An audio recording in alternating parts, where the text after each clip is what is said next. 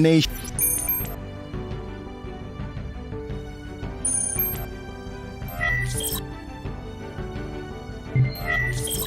Welcome to Universitas Komputer Indonesia.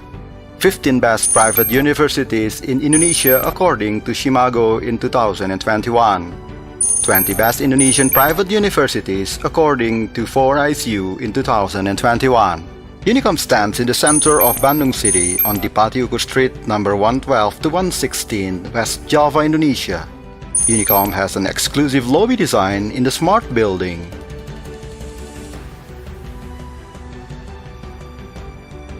Serve students and prospective students both offline and online.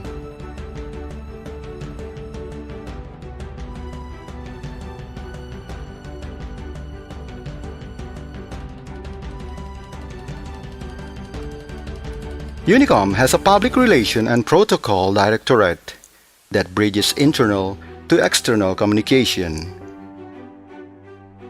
INBISCOM, which helps students and lecturers to develop entrepreneurships. PDSI, which manage UNIKOM's IT system with the help of data server facilities.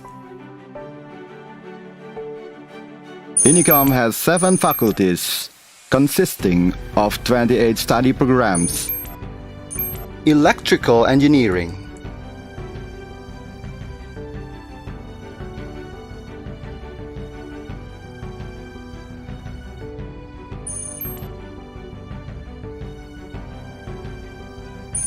Industrial Engineering,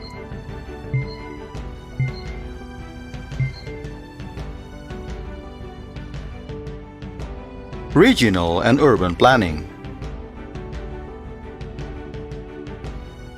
Visual Communication Design,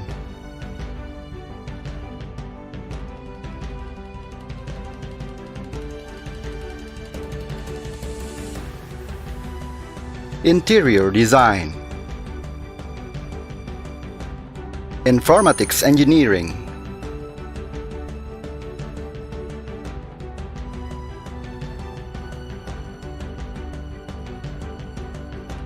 Informatics Management,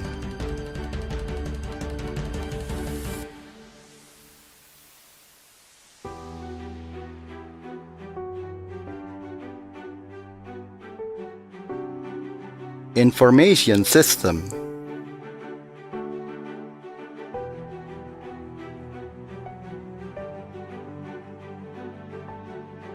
Architecture Engineering,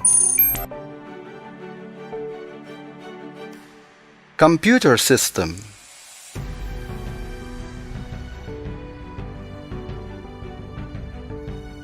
Computer Engineering,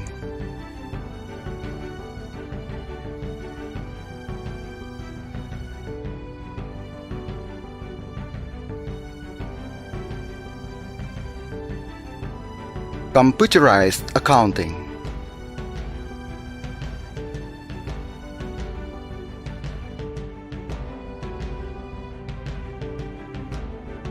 UNIKOM Library is on the 8th floor with a collection of more than 15,000 book titles, 38,000 copies, both from print and electronic media.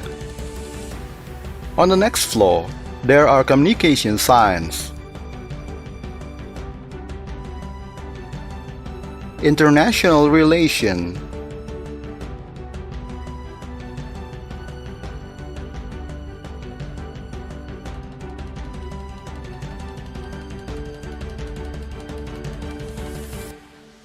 Governance Science,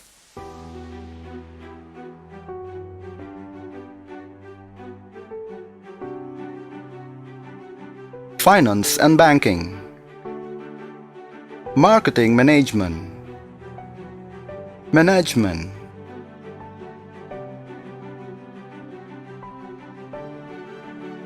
Accounting,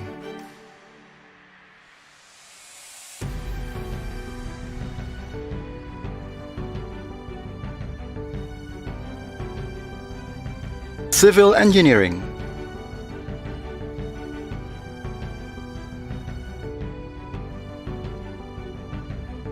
Law Science,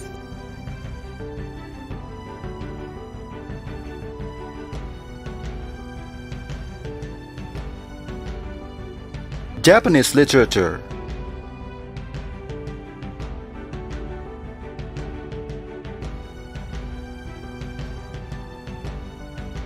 English literature,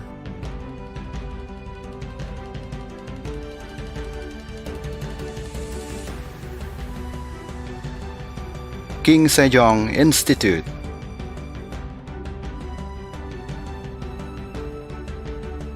UNIKOM has 3 master programs: Master in Information Systems, Master of Management,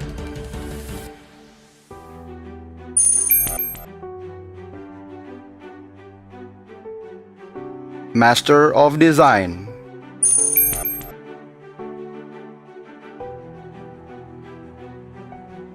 And here's the rector activities.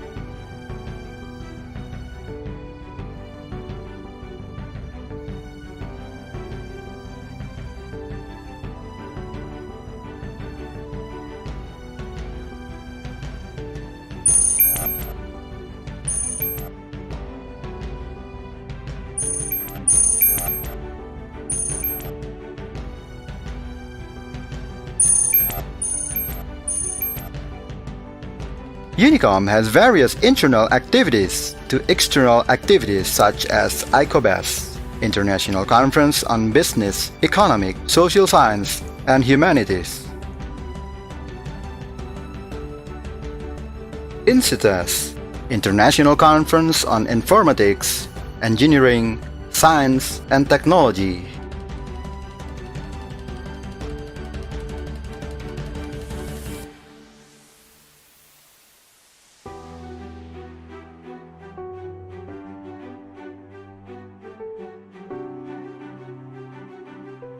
UNIKOM has several divisions to help to develop the potential of students.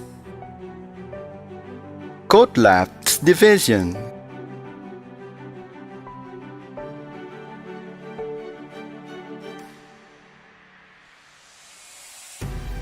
ERG Division,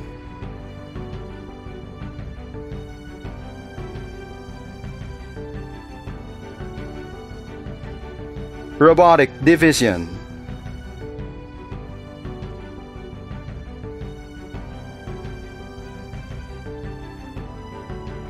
Rocket Division, Animation Division,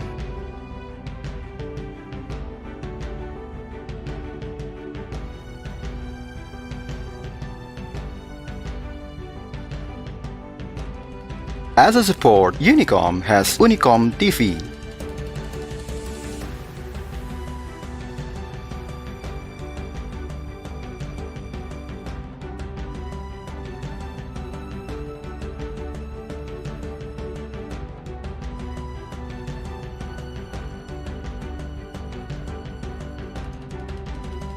UNIKOM Kreasi Media,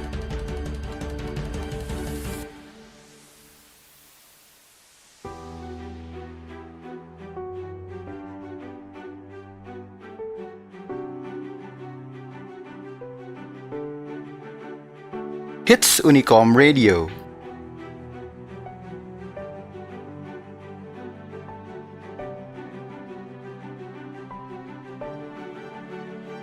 UNIKOM is a champion campus, has various national to international achievements.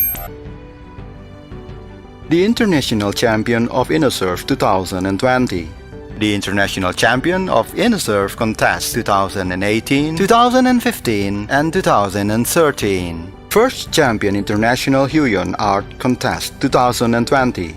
Top 2 the International Champion of Pablo Art Contest 2020. First Champion International Web Technologies of Virtual Skills Competition 2020. The International Champion of Paku Bumi Open Championship 2020, 2019, and 2018.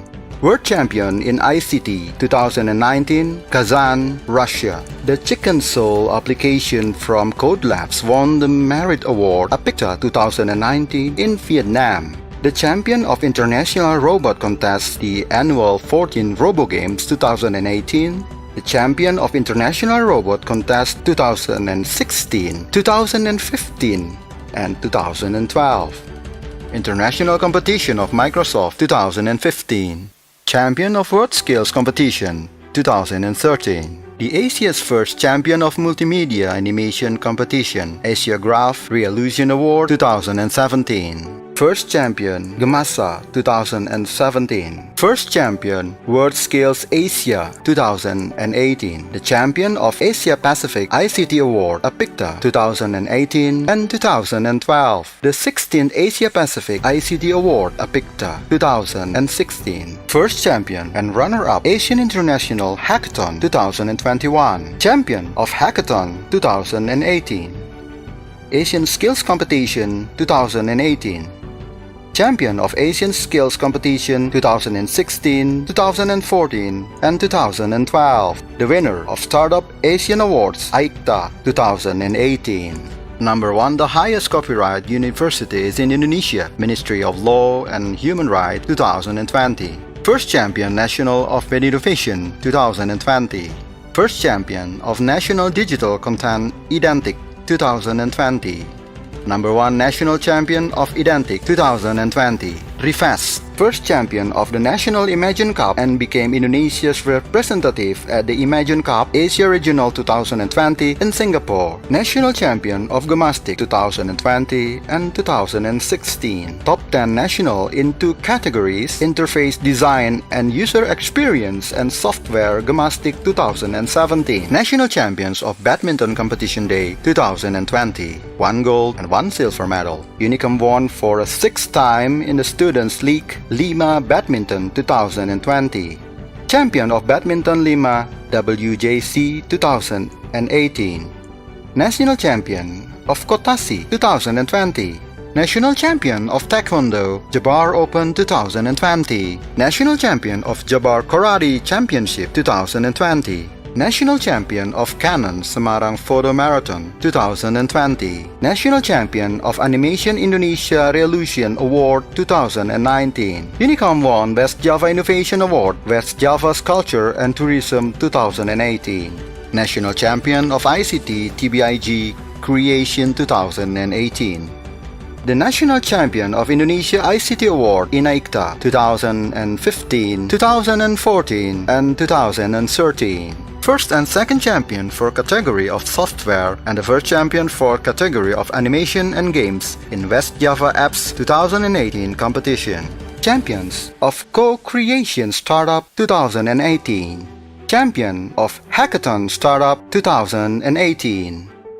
Champion of Hackathon IWIC 2016. First National Champion of Internet of Things Technology Development ITB 2017. The second National Champion of Technofest 2017. First National Champion of Line Creative Aid 2017. National Champion of Rocket Contest 2019. 2017. 2016. 2015. 2014 and 2010. National Champion of Electronic Design Contest 2016. National Champion of Confest 9 2016. National Champion of Microsoft 2016. National Champion of Microsoft Word Citizenship Category 2015. National Champion of Microsoft Word Innovation Category 2015. National Champion of Indosat Wireless Innovation Contest 2016. National Champion of PIMNAS 2015. National Champion of Telkom Smart Campus TESCA 2014, 2013 and 2009.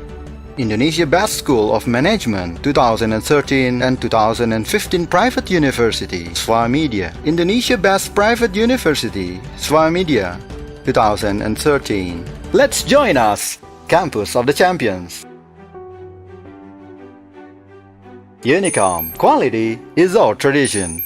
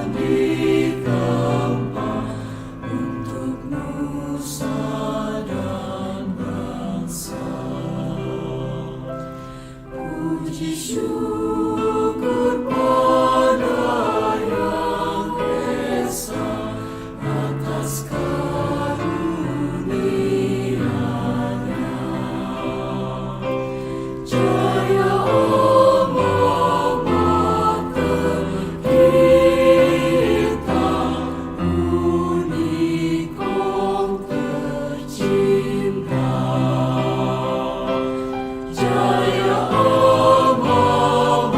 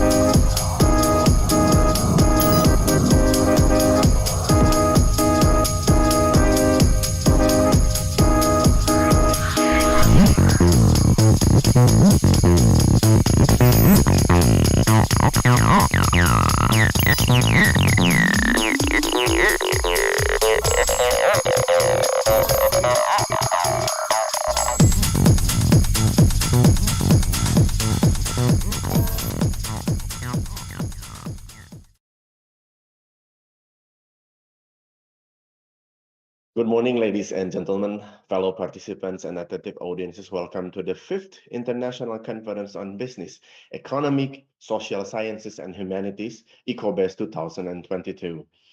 Ladies and gentlemen, we will begin this conference by singing the national anthem of Indonesia Raya and Mars of UNIKOM. Indonesia tanah airku, tanah tumpah darahku. Di sanalah aku berdiri, jadi pandu ibuku. Indonesia kebangsaanku, bangsa dan tanah airku, marilah kita berseru, Indonesia bersatu. Hiduplah tanahku, hiduplah negeriku, bangsaku, rakyatku semuanya. Bangunlah jiwanya, bangunlah badannya, untuk Indonesia Raya. Indonesia Raya, merdeka, merdeka, tanahku, negeriku yang kucinta. Indonesia Raya, merdeka, merdeka, hiduplah Indonesia Raya. Indonesia Raya, merdeka, merdeka, tanahku, negeriku yang kucinta.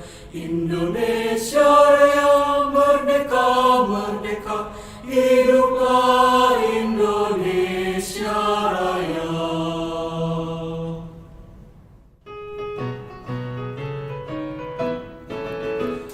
Universitas Komputer Indonesia dengan langkah tegak berjalan menuju arah yang terdepan, unggul dalam ilmu pengetahuan. Universitas Komputer Indonesia tingkatkan sumber daya manusia untuk kepentingan bangsa. Demi Indonesia kita tercinta, tak goyah, tak gentar, menembus tantangan. UNIKOM maju berjaya, menyala di dada semangat membara. UNIKOM jaya selamanya. Universitas Komputer Indonesia tingkatkan sumber daya manusia untuk kepentingan bangsa. Demi Indonesia kita tercinta.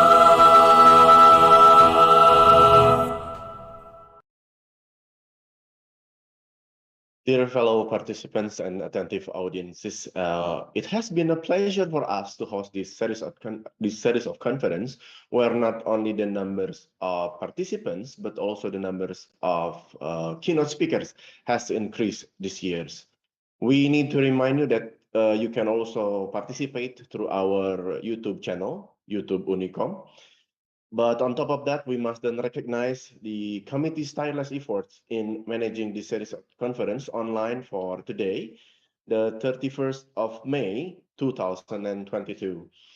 Ladies and gentlemen, we would like to express our heartfelt gratitude to the Rector of Universitas Komputer Indonesia, Professor Dr. Haji Edi Suryanto Sugoto MT, for his endless support to this conference. Our thank you also goes to Vice Rectors and Deans in Universitas Komputer Indonesia.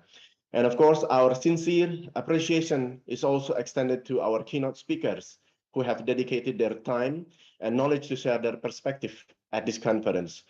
We are more than happy to have Professor Kosenska Dumancic from University of Zagreb, Croatia, Dr. Nungki Haryati, SSMA from Universitas Komputer Indonesia, Professor Dr. Farida Haja Hasan from University Teknologi Mara, Malaysia, and Associate Professor Dr. Ayman Melisovna Kazibayeva from Almaty Management University, Kazakhstan, as our keynote speakers for today's conference under the theme Empowering World Optimism and Revitalization through Scientific Framework.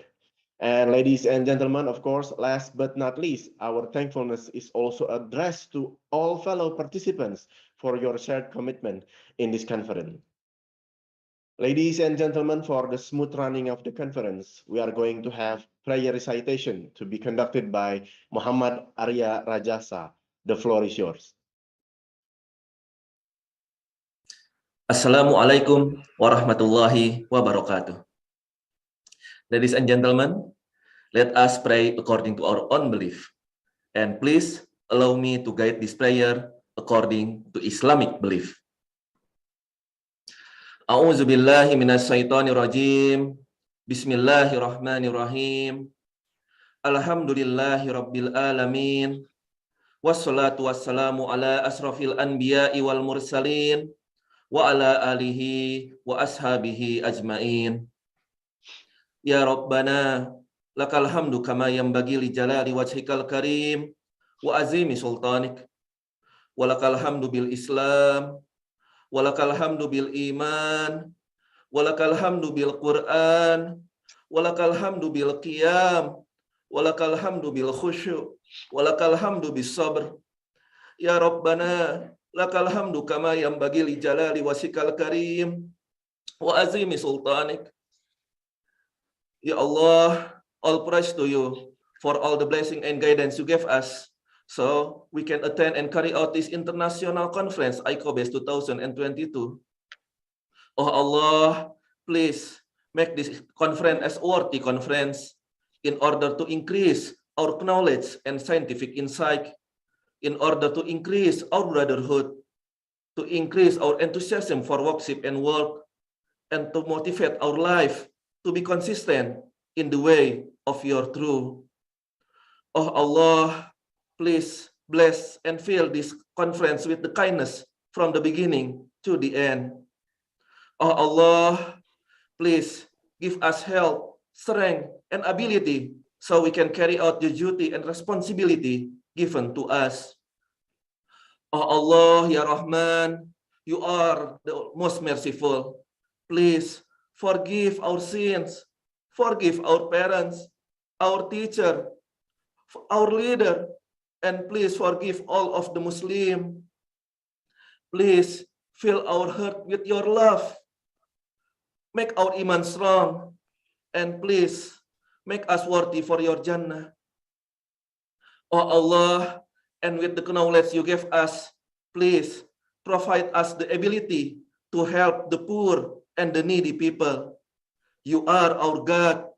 None is worthy of worship but you. Rabbana taqabbal minna innaka antas samiul alim wa tub alaina innaka antat tawwabur rahim. Rabbana taqabbal minna innaka antas samiul alim wa tub alaina innaka antat tawwabur rahim. Rabbana atina fid dunya hasanah wa fil akhirati hasanah wa qina azabannar wa qina azabannar wa qina azabannar. Subhana rabbika rabbil izzati amma yasifun wa salamun alal mursalin walhamdulillahi rabbil alamin. Wassalamualaikum warahmatullahi wabarakatuh. Ladies and gentlemen, we are one step closer to the main agenda, which is the plenary session. But before that, I'm going to ask for the participants in the Zoom meeting, the keynote speaker, respectable keynote speakers, vice rectors, deans, committee members, and all participants in the Zoom meetings to have documentation. So we are going to have two poses. The first one is the strong pose. So ladies and gentlemen, please participate in this photo session. Thank you. Okay, hold on. 1, 2, 3. And the second is the U for UNIKOM. Okay, please hold on for a while. 1, 2, 3. Thank you very much, ladies and gentlemen. Now, of course, we are now moving on to our main agenda, the plenary session from our distinguished keynote speakers. which will be chaired by my distinguished colleague, Dr. Dewi Triwahyuni. So, but before moving on to that, I'm going to read out her short CV. So she currently serves as the head of International Relations Department in Universitas Komputer Indonesia. She has also served as the editor-in-chief in Global Political Studies Journal in 2018 to 2021. Her research interest is specialized in international relations, ICT in international relations, cybersecurity, and the United States foreign policy. She is currently also involved in both regional and national organizations in Indonesia. Ladies and gentlemen, without any further ado, please welcome Dr. Dewi Triwahyuni to chair the session. The floor is yours. Thank you, Mr. Kadanta Mawi, for introducing me. Respectable Rector of Universitas Komputer Indonesia, Vice Rectors, Deans, respectable keynote speakers, distinguished participants, and ladies and gentlemen, good morning, selamat pagi, apa kabar? Assalamualaikum warahmatullahi wabarakatuh. Well, this is an honor for me to be the moderator for today, and I am very pleased to see you here and welcome all of you to the 5th International Conference on Business, Economics, Social Sciences, and Humanities, ICOBEST 2020. Today, like our moderator said before, is actually the second day of the conference, and we will continuing on the discussions about empowering world optimism and revitalizations through scientific framework. And for that, we already have 4 outstanding keynote speakers who will share their remarkable thoughts, insights, and also ideas about the topic. Ladies and gentlemen, please welcome Dr. Nungki Heriati, MA, from Universitas Komputer Indonesia, Associate Professor Dr. Aiman Melisovna Kazibayeva from Almaty Management University, Kazakhstan, Professor Dr. Farida Haja Hassan from University Technology Mara, Malaysia, and Professor Kazenka Dumancic from University of Zagreb, Croatia. On behalf of the committee, I would like to say thank you very much for your time for this conference. And before we start the plenary sessions, I would like to inform that all the speakers will present their scientific paper approximately 30 minutes after all the speakers delivered the presentation. We will proceed to the questions and answer questions sessions. So we invite all participants to join the discussion by sending questions via the Google form link that the committee has provided in the chat column. So without further ado, let's begin. Our first distinguished keynote speaker, Dr. Nungki Heriati. How are you, Dr. Nungki? Fine, thank you, Dr. Dewi Triwahyuni. Yeah. Before we listen to your presentation, allow me to read a brief of introduction of your curriculum vitae. Dr. Nungki is the head of divisions of counseling and UNIKOM Career Center. She started as a lecturer in 2009 at English Department, Faculty of Humanities, Universitas Komputer Indonesia.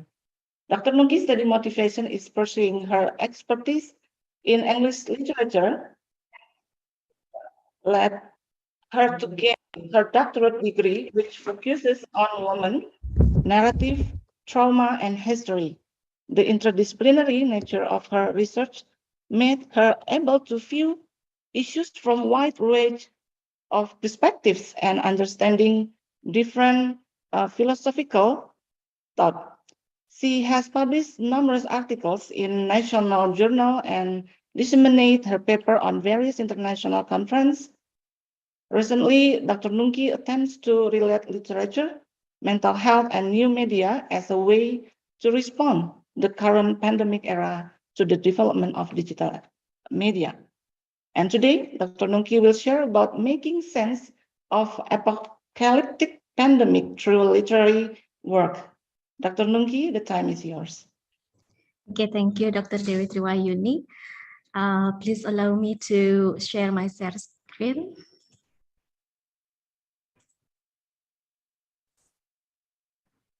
Is it coming through okay? Yes, it's clear. Okay, good morning, ladies and gentlemen. It is an honor for me to be here with distinguished keynote speakers, rector, vice rector, the dean, college, and all the participants in this special event. And I would like to thanks to the committee who chaired the conference, and also thanks for the support from the rector UNIKOM, so the conference can be held. Today, I would like to share about the focus of my research on literatures and pandemic, entitled Making Sense of Apocalyptic Pandemic Through Literatures. The research is triggered by the questions on how we experience COVID-19 individually and collectively, and how do we reflect the past. For example, in 1980-1990 flu pandemics, in reflections to understand the present situations, which is confusing and weird, where there are masks everywhere, deserted streets, and how literatures can help us to understand the situations and contribute to the public discourse. To understand how we experience COVID-19, let us revert back to what we have already happened in the past 2 years. As we have already known, COVID-19 has given a devastating effect in all aspects of our lives. Of course, we experience the pandemic differently, but collectively, we're witnessing that for about more than 500 million people get infected and 6 million people die worldwide. While in Indonesia, there are for about 6 million to get infected and more 150,000 people died. People are shocked by the daily news that update of counting those who get infected and died. And the rise of patients make the healthcare system under strain. There are more patients compared to the available facility and human resources. Medical staff are exhausted and burned out physically and psychologically. Many of them get infected and die while treating the patients with COVID-19.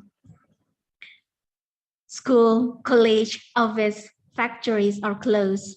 Millions of workers are being laid off because of economic collapse. People are ordered to be at home, isolated themselves from others. And we are bombarded by the warning to isolate ourselves, not to touch one another, keep proper distance, avoid crowd, and not to travel. And moreover, there are also a spreading of hoax, fake news around us. So we are not only facing the pandemic, but also an infodemic. Fake news can be spread easily nowadays with the using of social media. And it makes us confused and fear with the uncertain situations. As we know that we are fighting the unseen enemy, as the virus cannot be seen with our own eyes. In the early pandemic of COVID, many were doubted whether it is real or not, whether it's just a manipulations that make people fears and then after that make them complaints. Another issue arises from the pandemic is the problem of inequality, which is based on gender, race, status. Pandemic shows that people are not equal. There are people who get privilege because of their wealth and status. Country who has better healthcare facility can reduce the mortality rate, while other areas, people are struggle to get medical assistance. All of the situations make us see future as moving backwards.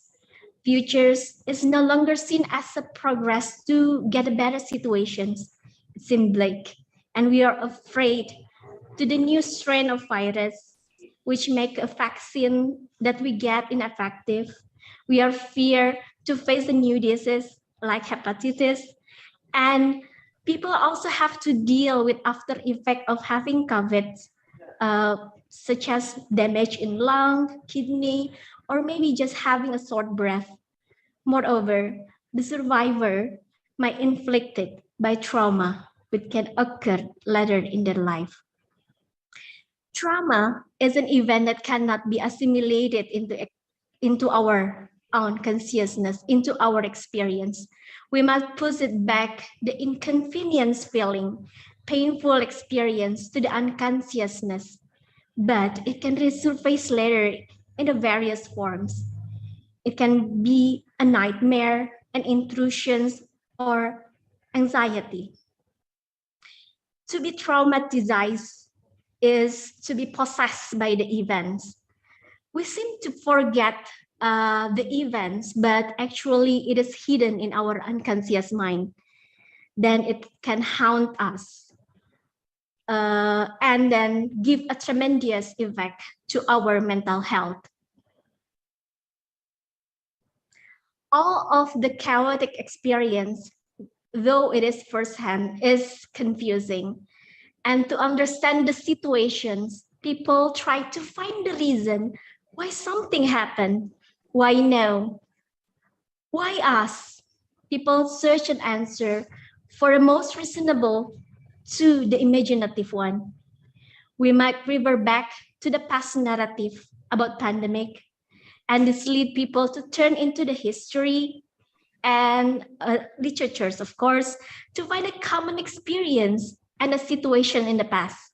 It feels that there's a patterns of the events that they can relate to. Even a conspiracy theory or prophecy can be comforting because it gives a reason for these situations to happen. Even the reason is not actually clear. As in early pandemic in Indonesia, we relate the situations to Jagabaya prophecy. Thus, there's an intertwine between pandemic and literatures. Literary works and medicines actually has a long history and always been in dialogue. It is represented by Apollo, who is the god of physicians and poetry. Many authors is also trained as a doctor, such as Anton Chekhov, William Carlos William, John Keats, Sir Arthur Conan Doyle, Atul Gawande, Khaled Hosseini, and many more. However, in the relations between literatures and pandemic, we might face an argument that literatures is considered entertaining, not giving knowledge. Only fictions, not truth. Imaginative, not reality. It's just best emotions, not logic. However, literatures as quoted from Horace is dulce et utile, which means that literature has two functions, entertaining, while also giving insight about life. Literatures can become one of source for people to understand cultures in certain place and period of time. Thus, it is knowledge. Literature is made up story, but people tend to use it to criticize society, criticize government, voicing the unspeakable, giving awareness to the inequality.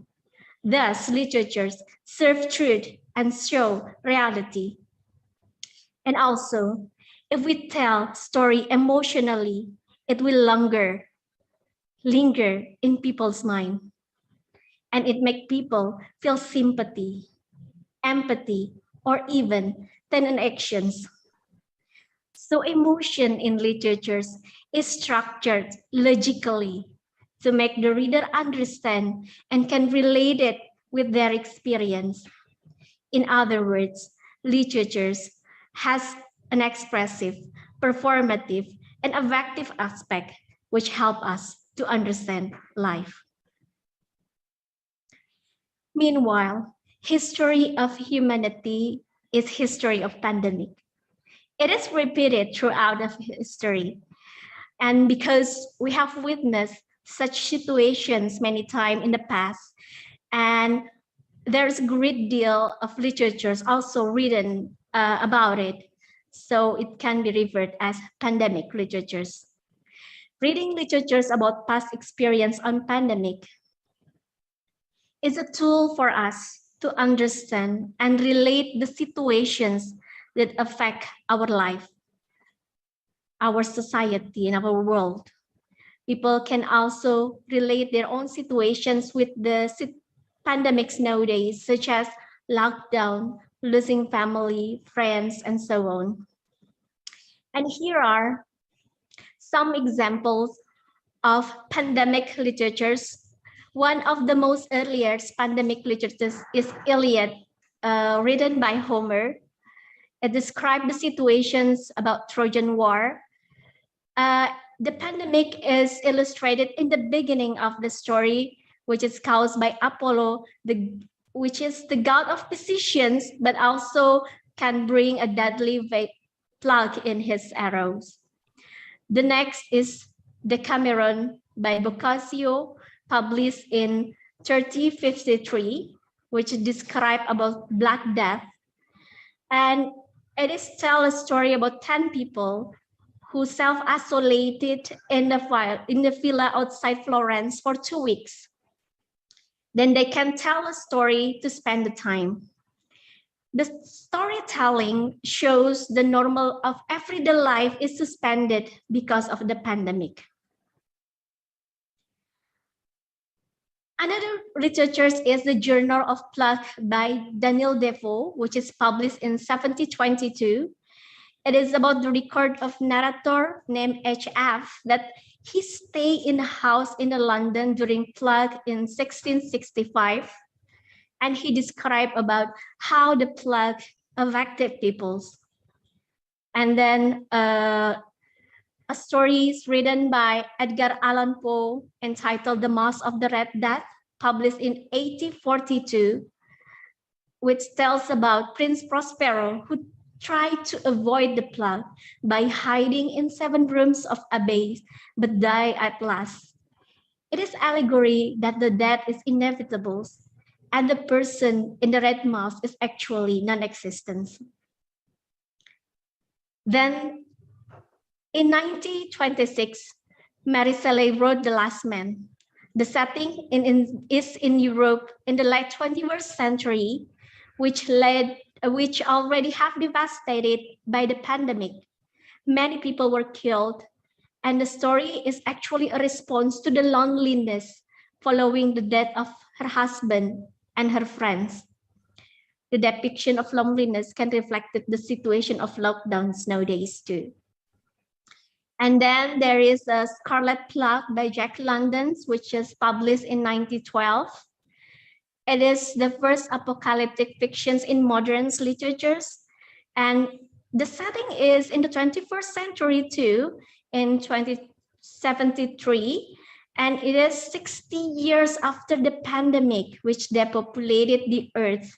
And the survivor, James Smith, tried to tell knowledge and technology to his grandson, but failed because the grandson cannot believe there's such a technology.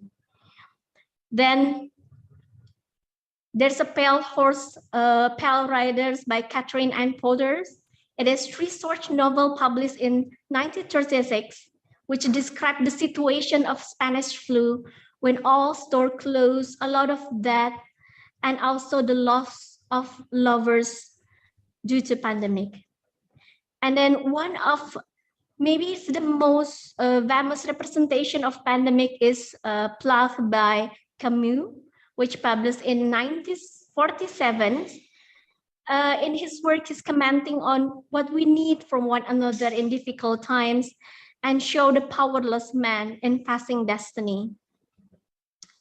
And here, maybe it's quite viral in early COVID pandemic 19, The Eye of Darkness by Dean Coates, which published in 1981. It's a story about a mother who tried to find her son, which is kept in a military facility after her son was infected by biological weapon, which called Wuhan 400. And there's also a paper by Deon Meyer published in 2016 as a story of survival in South Africa, which wiped out for about 95% of populations. And those who survive must restructuring community. So the theme of pandemic literatures especially centers on explaining or describing the painful experience, survival themes, loneliness, hopes, and then also the things that is important is what next, what after this, how to restructure the society after pandemic. This is one of the common themes that occurred in the literatures. But then the next questions regarding pandemic and literatures is, can we create literary works when we still live in it? And what kind of representations that we can represent? I have examined several literary works occurred during 20 and 2022 and found there are a lot of representations of literary pandemic. Many are written by writers and also by ordinary citizens who like to express their experience to show their stress or painful experience. This is one of excerpt poems written by Anscott Mabede, and the poem is clearly describe the situation of pandemic.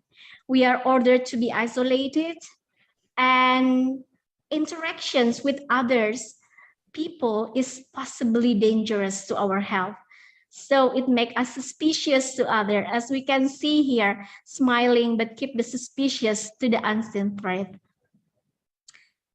Another example is the collections of poetry published by LP3M. It consists of 135 poems. The topic is various from loss, fear, isolated, tragedy, grim reality. As we can see here in the poems written by Arif Bakri entitled Wait For Me, the poem is about isolations, but there is still hope that everything will return to normal. And it also emphasizes the pain to be separated from our loved one. And in contemporary era, as the fast development of digital literatures make it easier for people to share experience without become a writer or publish a book in a publishers. So there's a lot of platform can be used to write a story. One of this is Wattpad, and I have examined in Wattpad there are a lot of stories about pandemic COVID-19 for about 7,900 stories about COVID and 9,800 stories on pandemics. And the topic is quite various too, is survival, loneliness, getting bored, isolated at home, respect to the medical staff, painful experience of losing someone you love, or even imaginative and sarcastic topic like criticizing governments and many others. This is one of the excerpt example that I taken from the writers, Potato Mass. The story shows a painful experience of losing the one you love. We can see that there are a wide range of emotions occur in this story, from sadness, angry to numb. In the pandemic era, when the death is massive, we all also fear in getting infected. We cannot mourn enough. There are always that story, one after another. We cannot see our relative who died because of the virus. Even we cannot attend the funeral. So the experience is quite shocking, and it makes us feel angry or even numb because of the incomprehensible situations. So now, how to cope with these traumatic situations? Literary work is considered as a way to heal traumatic experience because it has expressive and performative functions. By reading or writing literatures, survivors can express their feeling and articulate their experience. As quoted here, Carrot highlighted, the importance of remembering is as a way to forget. So it means that survivor must try to remember the traumatic experience. Then one of the way to remember is writing. And the writing give opportunity for the survivor to express their feeling, so it will not be pushed into the unconsciousness and give a later effect or traumatic effect to our mental health. And writing can also be a testimony that show us an actual life. Writing is like the act of bearing witness of what we see, what we experience today. And here is the conclusions. Pandemic COVID-19 make an apocalyptic and devastating life. People try to make sense and find the reasons of the situations. Researchers can describe and illustrate situations, conflict, and pain faced by humanities. Researchers can be a way to express feeling, experience, ease the traumatic experience, and can be tool to understand absurd situations.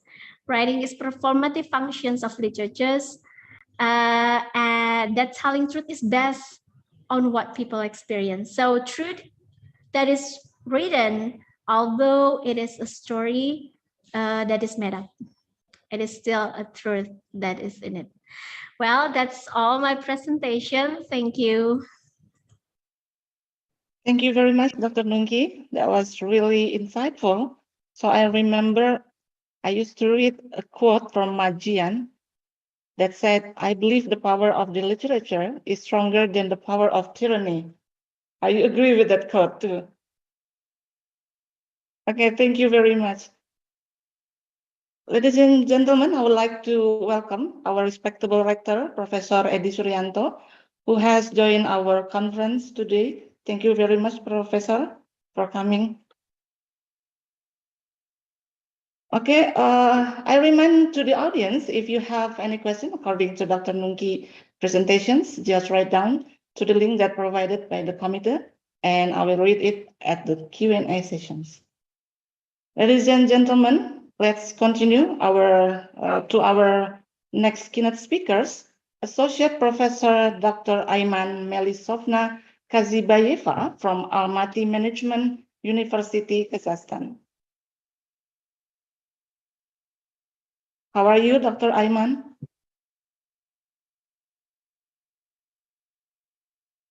Okay, before we listen to Dr. Aiman's presentation, allow me briefly read Dr. Aiman's CV first. Dr. Aiman is an expert on the Center of Bologna Process and Academic Mobility of the Ministry of Education and Science of the Republic of Kazakhstan on evaluations of educational programs. Dr. Aiman also expert of the Presidential Youth Personnel Receive of the Republic of Kazakhstan.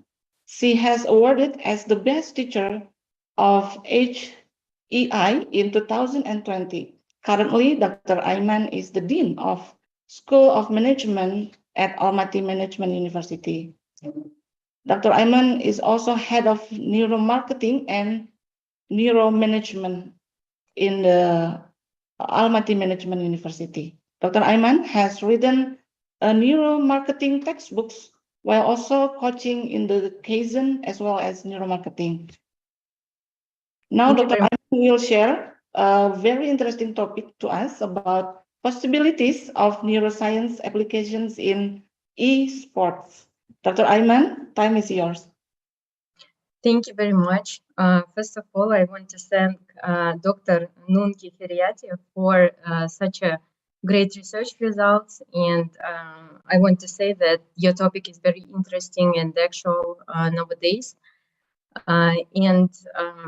Good morning, dear participants and organizers of the conference. I'm very glad to be a part of such conference. And today I want to share with you our preliminary research results of possibilities of neuroscience application in esports. Is my presentation, do you see my slides? Everything is okay? Yeah, we can already see your presentation. Thank you. First of all, I want to give a brief information about Almaty Management University. Our university is an entrepreneurial, socially responsible, world-class university with 33 years on educational market.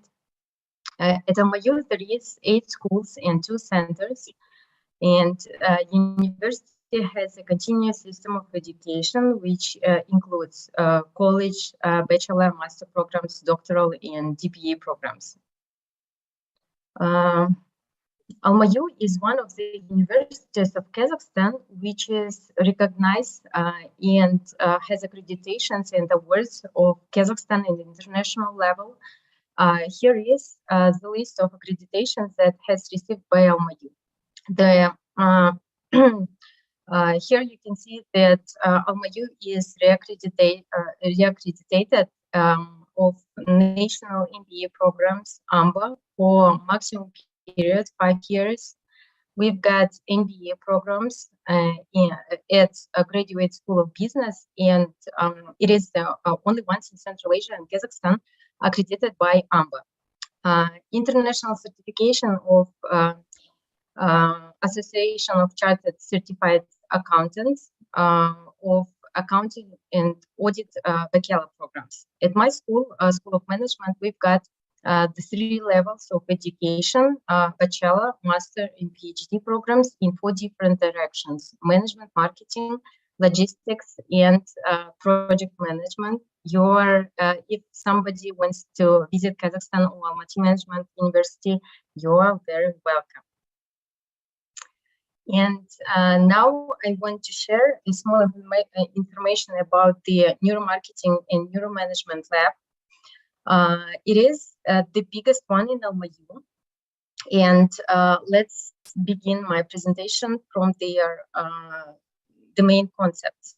Neuromarketing is the branch which is a branch of marketing that uses methods and ideas from neurobiology, psychology, and economics for marketing purposes.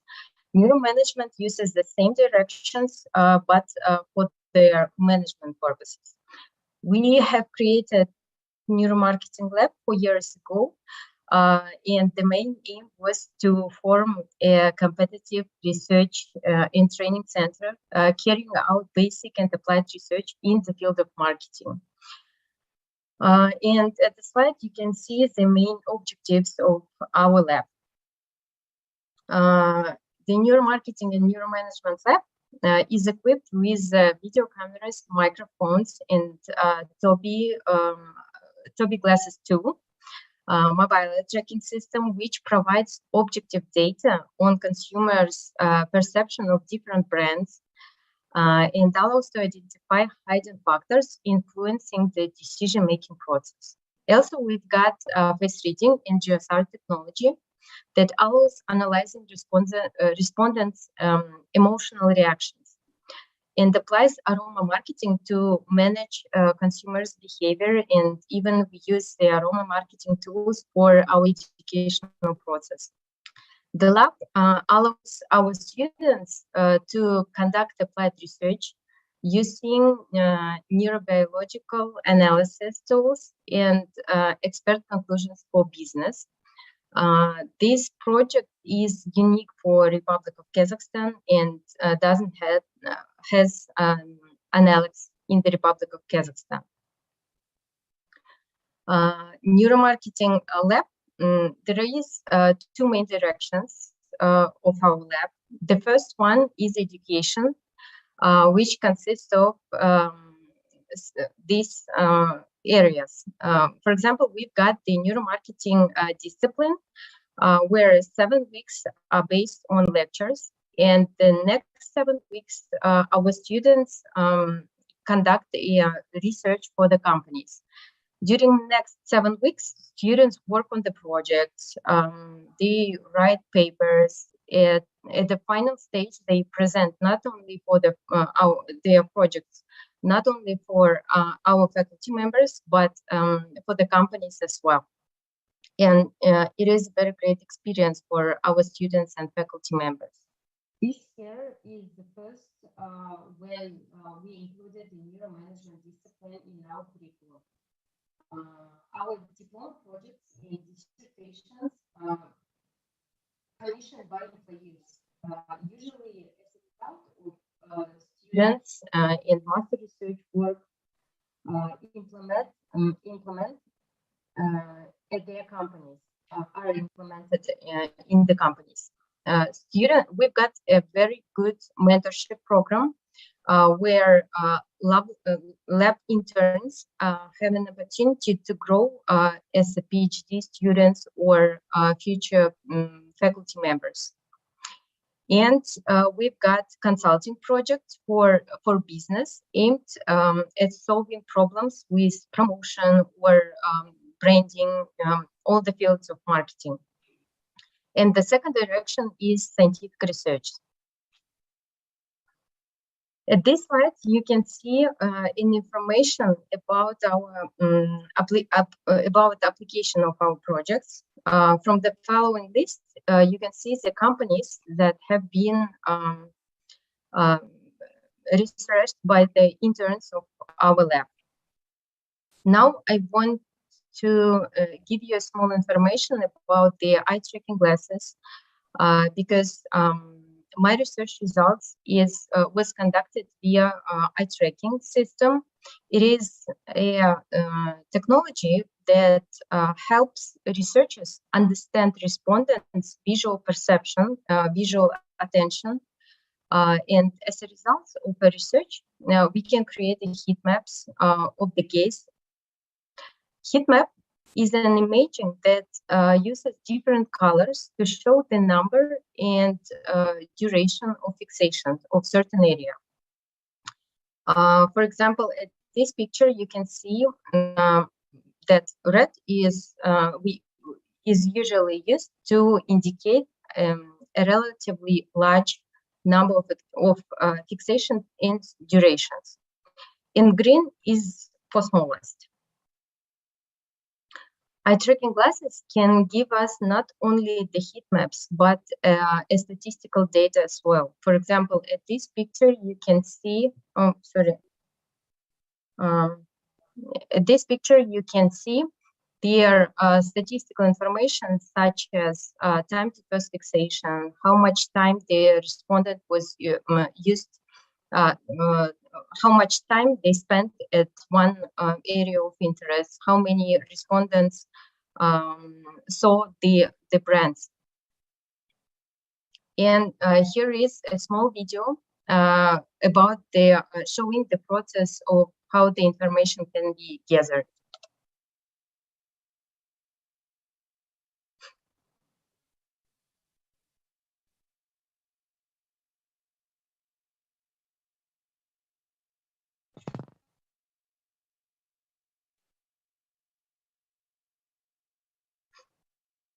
Now I want to make a small introduction of our research. So we reached a main part of it. The need of relevant research aimed at the development of sports science in high. It is a very interesting topic, and the science interest is very high, not only in the Republic of Kazakhstan, but all over the world. And the authors of this research, there was 2 faculty members and 2 students of 3rd course from marketing department, and we tried to attempt to apply neurobiological research, eye tracking glasses, to esports in order to conduct a comparative analysis of the game of keyboard players of different levels. So we made a comparative research, and I want also say that neuroscience in Kazakhstan is in its infancy stage. So the issues of its study and adaptation to the sports activity are actualized in this research. Now let's talk about their current view at esports in CIS countries. Esports really become very popular in last 20 years. We can see the proofs from the following tables. For example, table 1 shows the prize pools at the last held tournaments. It can be seen that a lot of cash is being invested in area of esports. For instance, the highest prize was at international on Dota 2 discipline and reached more than $40 million, while $2 million is the lowest price at PGL Major Stockholm. It was in 2021, and PGL Major 2000, the same price, the same amount of money. Every year, this capital is increasing and will continue to grow. So now we understand that for younger generation of Republic of Kazakhstan, this topic is very interesting, and all of our students want to participate in this research. Table 2 shows sponsors of popular teams of esports sphere. It can be retrieved that companies are ready to invest a lot of payments in esports. Moreover, investors are not only companies operating in the sphere of esports, but also many other large companies.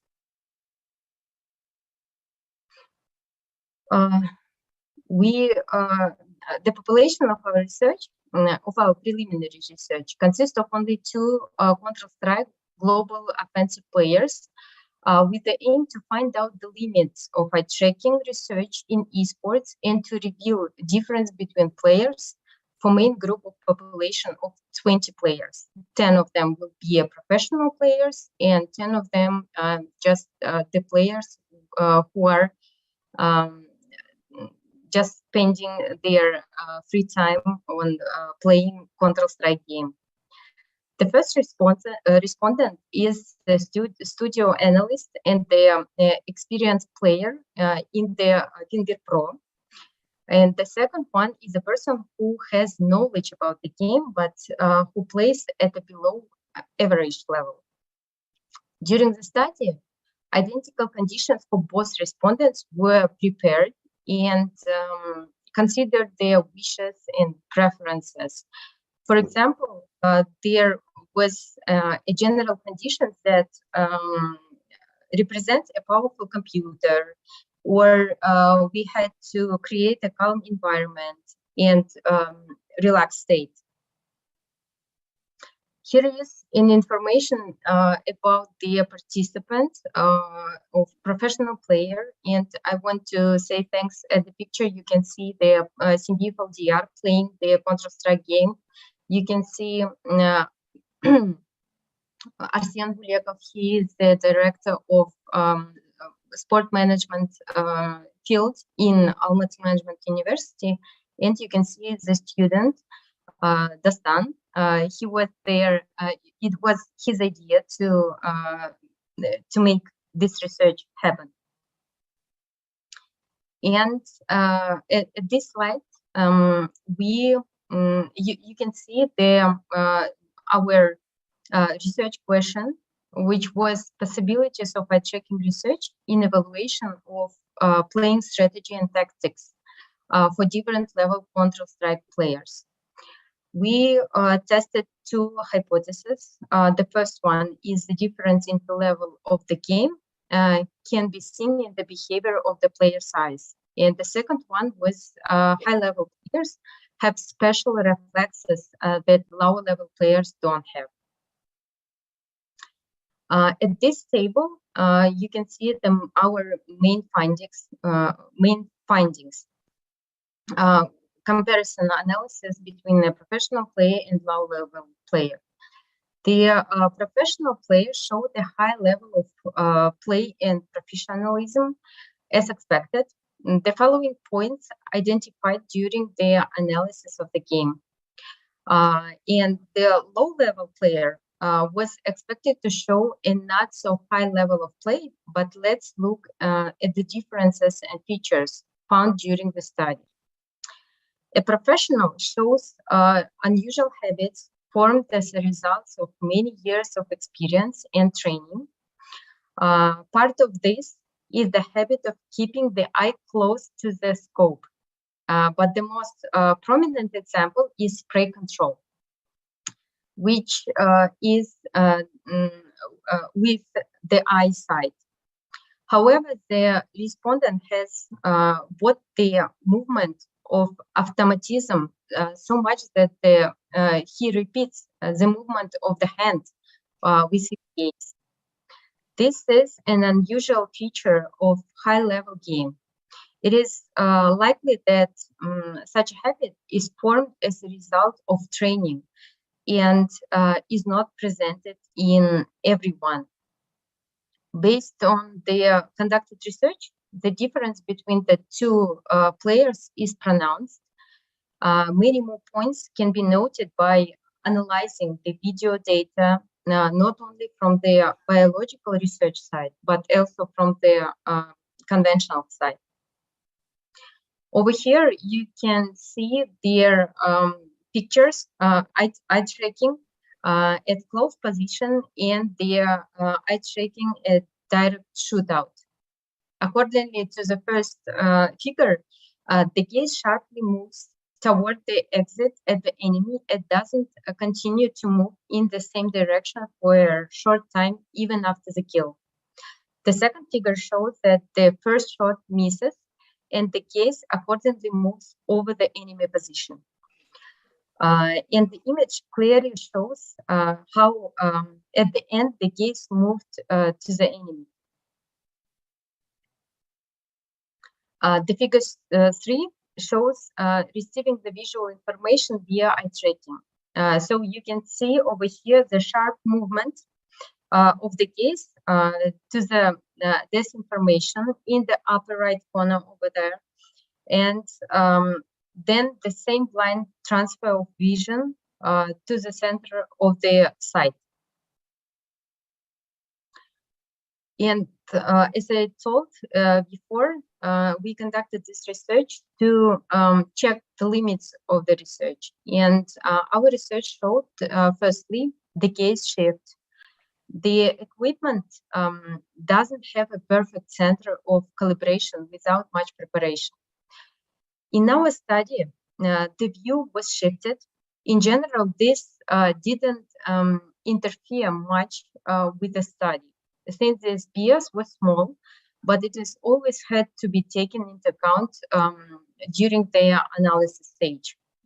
Secondly, it is we have to understand the hardware delay. The equipment is recorded, was recorded in two devices. That is the video. Video was recorded via the topic glasses equipment itself, and the pupil movement is recorded at the computer. Under non-ideal conditions, the synchronizations of these two videos, these components occurs with a small error, which causes a delay. In our case, the video from the camera was faster than the recording of the gaze. Thus, the average delay throughout the material was about a second. This was also taken into account during the analysis stage of our research materials. And there was some organizational programs, because we faced a small problem with coordination, the timing of the study with professional keyboard players, because we've got the support from our Kazakhstani Esports Federation, but it was difficult even with their support to conduct research on time, because many of professional players plays for international teams, and due to the time difference, they were available only at night. And I want to talk about the opportunities of future research. We think that eye tracking is one of the tools of neuroscience that will show a person's training and the level of his abilities. The research of our, the results of our research can show novice players in which direction they need to move. Now there are many articles and studies that teach people the habits and behavior of esports professionals. But all this happens only at the level of mechanical actions without delving into the biological component. The view is one of them. Thus, we don't show what needs to be done according to clear table, but direct the players to what point they need to pay attention to. When using other neurobiological equipment, such as GSR, we've got it in our lab, it will be possible to understand in more detail what emotions a person is experiencing, what he feels, for example, what changes are taking place in his body during the game, and how he reacts to it. In the future, it will also allow researchers to study the characteristics of professionals and train young amateurs based on accurate indications. And the last one, technology for assessing the GSR, skin galvanic reaction of respondents, which is recorded from the surface of the skin, an indicator of the activity of the automatic nervous system and human emotions. Thank you very much for your attention. I hope it was interesting for you.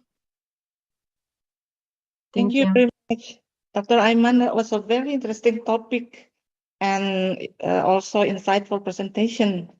So, are you gamers too, Dr. Aiman?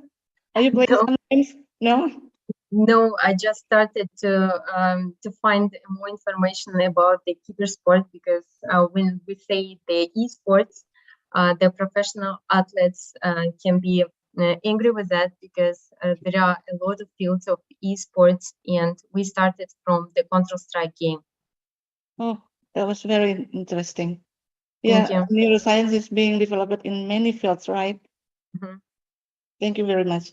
Ladies and gentlemen, our next keynote speaker is Professor Dr. Farida Haji Hassan. How are you again, Professor?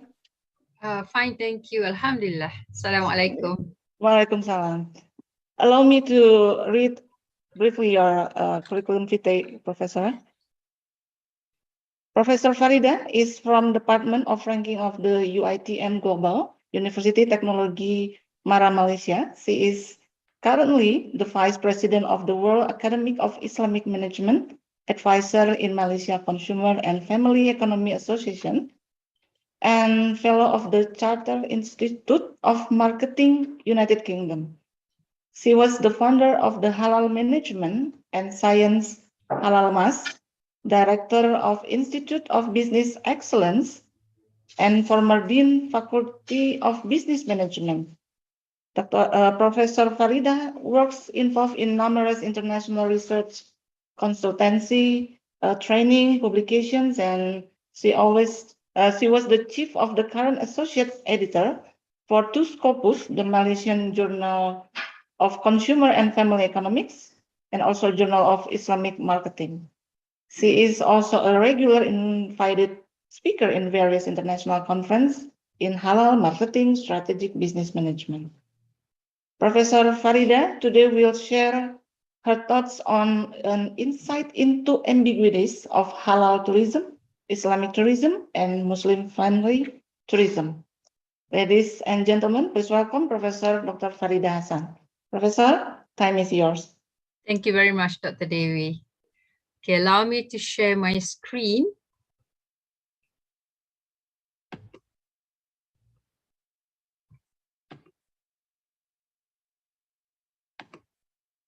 Can you see it now? Yes, we already see that. Alhamdulillah. Okay, I'll put it on a slide mode.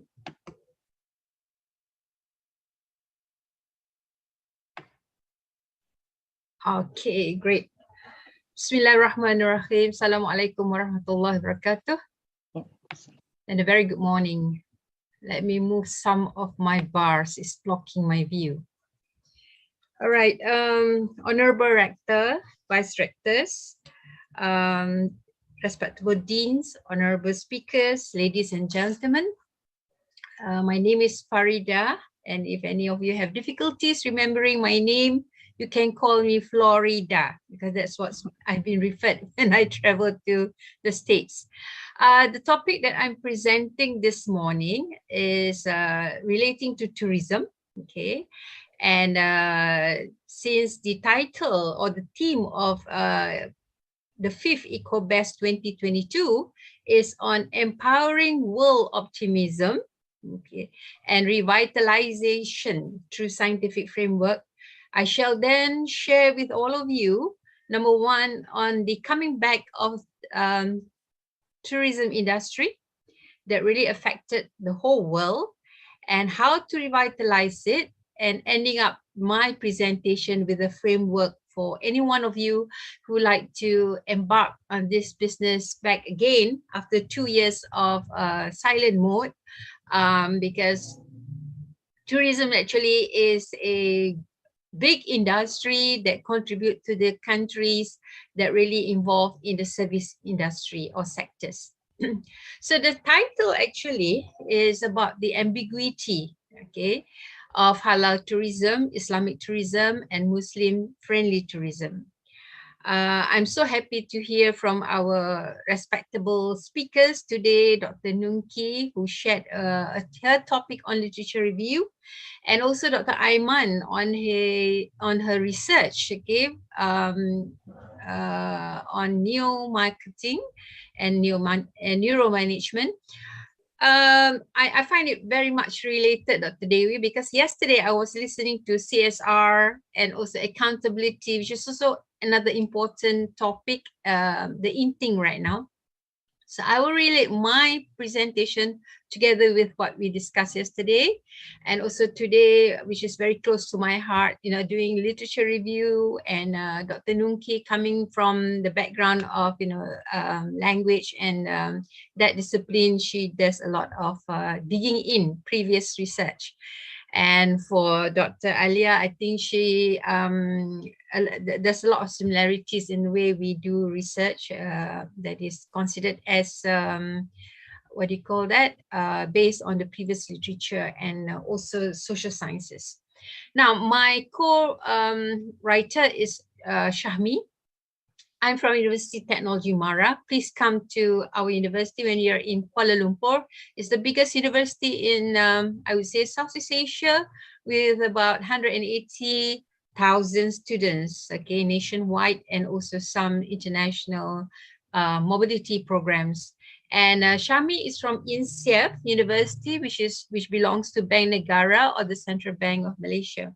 So you can contact me either via my personal email and WhatsApp if you have further questions after my presentation. Okay, I have about 20 slides, so about 30 minutes, about 1.5 minutes for each slide. Okay, so I'll try to be very fast. Okay, let me move to my first slide. Why I choose this particular topic. Okay. Now, there's a vague interpretation in a lot of issues and problems being highlighted of late in the travel tourism. And these 2 years really brought, I would say, a reflection, okay, to most of the researchers to see what's next after this pandemic. So I'm so happy when Dr. Nungki highlighted on pandemic issues, because I think, yes, to revitalize, we need to pause and we have to think what's next. So the objective of this particular research paper is to look on how it differs, you know, with various terminologies and what influences it can be towards the travel experience and opportunities for tourism. And the choice of terminologies can be, I would say, interchangeably used, especially when it comes to who is the traveler and which destination, which country do they want to visit. So it can range from Islamic tourism, Sharia tourism, okay, or halal tourism and Muslim-friendly tourism. So if you ask me offhand, I would say Islamic tourism or Sharia tourism is very related to the way of muamalat. And the halal tourism is looking into the various sectors of services offered, okay, including the food item that you consume. But Muslim-friendly tourism would be for those who are traveling to non-Muslim countries. You cannot impose in that country expecting a Sharia compliance or halal tourism, but at least they have some basic offerings and necessities for the travelers. Now, the methodology that I'm adopting is actually qualitative research. A lot more can be done via quantitative. And so the concept and approach should be looking into the halal tourism, Islamic tourism. And of course, we are looking into the destination, as I mentioned just now, based on the travelers or the audience. And these are the target analysis. And then we'll provide some recommendation.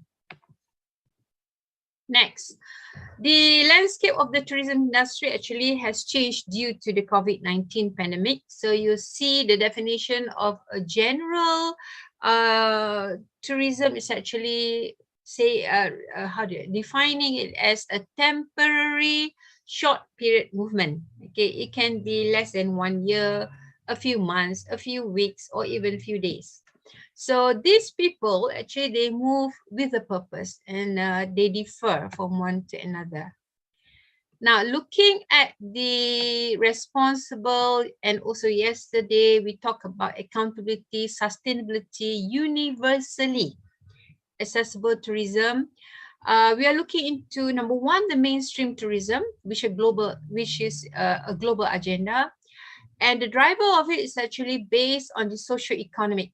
And part of it would be how it will be growing and how it will be developed from time to time, because it does contribute revenue to the country, to the society, to the community that we live in. Okay. Secondly, tourism competitiveness requires knowledge, recreation, as well as exchange. You know, Malaysia and Indonesia may seem to be similar, but we do have different cultures that we can fine-tune to offer to the travelers. And number three would be looking into contribution to poverty, education, and development, because we can see that it does provide employment to the national,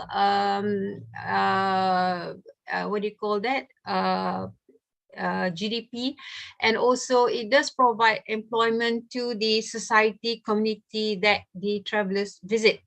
So this is considered as a development agenda. So it does provide inclusion for the people to be involved, any Tom, Dick, and Harry locally. And with that, it is so important to provide partnership, build it both regionally and locally. It can also be via the public sector, but the government, the authorities, as well as the private sector. So inside tourism, actually, as you can see, it can offer different types, international as well as domestic. So during pandemic, when international tourism is not possible, you can still travel, but domestically. Okay, if you can't do island hopping in Indonesia, at least you feel safe because you're within your own people, within your own precinct, or within your own, in Malaysia we call it daerah or wilayah, okay, or provinsi, because in terms of hygiene and safety, we are better off if we can travel domestically, and still we are still concerned about the revenue we can bring in within the country or within the community. Anyway, internationally, we look into the inbound, okay, I mean, months to come, Jakarta has already opened up their doors to the international visitors. My friends have already traveled after Lebaran. They wanted to visit their relatives there. And also Malaysia has opened up their doors on May 1st. It was a Labor Day, but it was a day of celebration. It's a public holiday. And the outbound, Okay, both Indonesians and Malaysians now can travel out. Me and my family just got back from Umrah, and we feel really good being able to travel outbound recently. It was really amazing to see how pandemic way of traveling differs from before 2020. Okay, now the form of tourism differs. Like, you can travel for leisure, you can travel for business, you can travel for different alternatives. Like, I have friends who come to Malaysia for medical tourism, and there are also another group of people who travel just like me for spiritual tourism, just like going for Umrah and all that. Now, having said that, let's take a look at this international tourist arrival that affect both Malaysia and Indonesia. Way back in last year, 2021 versus 2019 before pandemic. Look at the changes, that really affected us. Malaysia, for such a small country, 1:1, the number of tourism plus the number of citizens, we had a drop of 100%. And the government said, no way, we're going to have this tourism yet until we feel safe.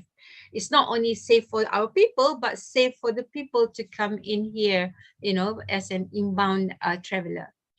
Followed by Turkey and UAE, but Turkey and UAE do not have that much of changes, probably about 50% only, because they really reacted on the tourism industry, because they do not want to lose that, because it really contributed, especially in Turkey, by the EU countries, whereas the UAE is considered as the mid city of the world, because there's a lot of transit from various countries, stopping over. So they felt that tourism has to go on, if it is not within the country, but within the airport, and they do have certain offerings for the tourists. And Indonesia is equally affected as Malaysia. Okay, as I've mentioned to you, Indonesia is affected by about 90%, because the local industry still, have the domestic tourism coming in. So that's not so much, not as bad as Malaysia.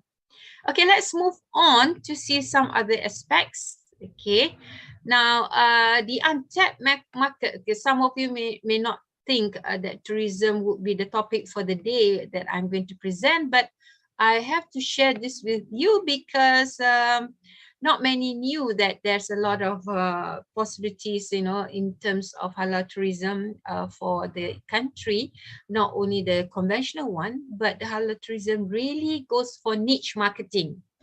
So in halal tourism, if possible, if you can obey the Sharia law, like in Aceh that I visited, and but in general, if you talk about Muslim tourism, Muslim friendly, they emphasize on halal products and services principles of traveling. Okay, now the one that I emphasize on halal tourism over here that I would like to share with Indonesia is on the 2.2 billion Muslims, and by 2030 we're gonna have about 30% of Muslim traveling under the global population, and currently we have about 11% traveling internationally, and the estimated Muslim travelers expenditure, okay, by 2026 is expected around 180 billion USD. That's a lot of money, yeah? So get prepared. Now, the exponential growth of Muslim population until 2060, you can see over here, Indonesia is leading in terms of the population, okay, and they can contribute almost 25%, almost a quarter of it, and the rest will come from other parts of the world. And the projection, you can see over here, by 2026, there'll be about almost 230 million growth of estimate in terms of the Muslim travel market. Now, this is the one that I said that I'm quite similar to what Dr. Nungki has done. Okay, the literature review, which I have collected recently, 2021, and also years before that. From the literature, which would, I would say, support the reason why I considered halal tourism as the important key areas of industry, would be looking into various research done before. For example, factors influencing travel to Islamic destination done in Kuwait. Okay, they look into the halal food, praying facilities, accommodating health and leisure, like I mentioned to you, medical tourism and all that. And bear in mind, Muslims are not individualistic when they travel. Just like me, I'm very family conscious. When I travel, if possible, I bring the whole Jing Bang together with me, the whole family to travel, and we had so much fun. Secondly, halal becomes a brand. Okay, so branding halal is important because it is a marketing strategy to reach out and capture a certain market segment. And mind you, the MENA group, MENA, the Middle Eastern Northern African countries have the money to spend, but they need places to go. Okay, so this was done by research in 2021, how halal application really attracts this niche market. Number 3, the challenges of Islamic branding is really important for the halal conscious consumer. And this research was done by Jonathan Wilson. I will share with you how important this guy is towards the end of my slide. And number 4, another research done on halal hospitality that goes global, highlighting on the economics, so much returns to the country, social practices, theoretical and managerial aspect of handling hospitality. And this was done a case study in Egypt. Okay, next, let's move on to other few more literature review. Next topic will be understanding the traveling behavior, whereby, for example, for those who are going for spiritual traveling to the Holy Land, the importance of mosque, traveling with mahram, hijab, dress code for men and women, no alcohol, places where alcohol is served, eating pork are totally out, for these places. And more important when they travel during the holy month of Ramadan, and the biha, which is the halal food, is of priority to the travelers. So you need to know, like what Dr. Alia mentioned just now, neuromarketing, the behavior of the customers. The other one, another research will be involvement in brand equity, looking into Islamic destination, okay, that carries a lot of impact, by the reviewers when they do the rating. Number 7, marketing strategy for spiritual tourism. You have to look at the political side, the stability is so important, otherwise people worry about Islamophobia. And other than that, would look into the commercial value of traveling, value for money, and finally religious. Next, halal tourism, various definition. You can do like what Dr. Nunki did, go through all the books as well as journals, as well as various articles to find the definitions and justification. This is the one that I mentioned about Islamophobia. Ever since September 11, 2021, it is so interesting to see that a lot of Muslims are coming to this part of the world, into East Asia, to Southeast Asia, because they feel safer. And we need to provide better services to these people because they do have the money to spend. And finally, internet and halal tourism, okay, very close to UNIKOM. Looking into technology, where Turkish studies emphasize on websites, and their differentiating aspects in the tourism marketing were visually and textually analyzed. Now, I just want to share a little bit last week where I presented to a group of Japanese on the Applied Business Leadership Group. They even have a lot of apps in Japan on halal tourism on the website. So because they want the customers or the travelers to feel good when they travel, to know where the services are. So if a country like a Muslim friendly country can do that to the Muslim travelers globally, why are the Muslim countries not as efficient as the Japanese? Okay, so they made the travelers travel from Hokkaido up north till Okinawa down south. So bear that in mind, that we should also look into the websites that differentiate aspects on the tourism marketing, which can be visually imagined by the customers or travelers, Muslim travelers. Okay, let's move on to the next point. Okay, this is what happened in the last few years. 2021, Malaysia and a few other countries are not really affected after a standstill, but Indonesia and Brunei 2021 was, it did not see any return until now, I would say. But Turkey and Saudi Arabia, this is because of the pilgrimage, yeah. So they try to keep it alive with SOPs.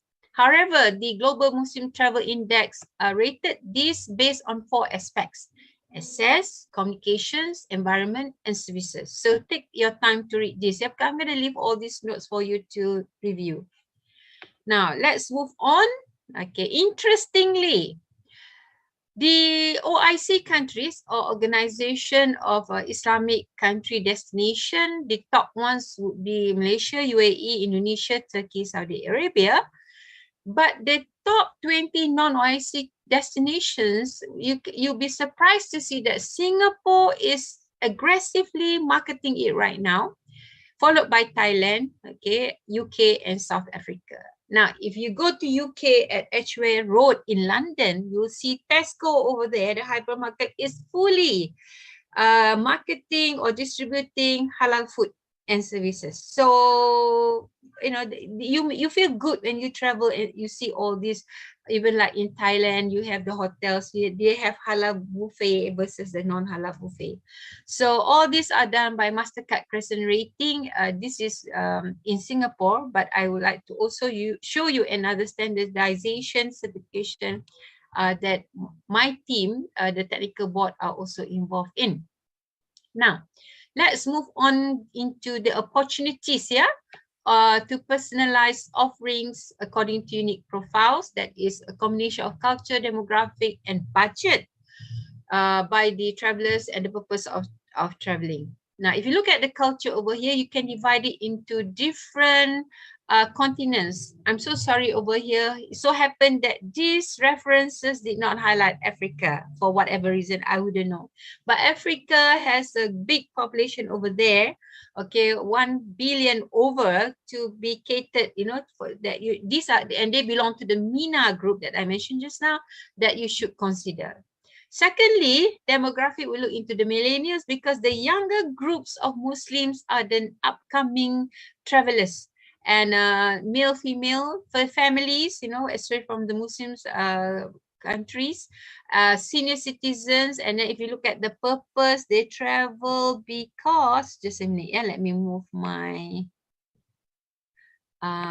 slides for a while.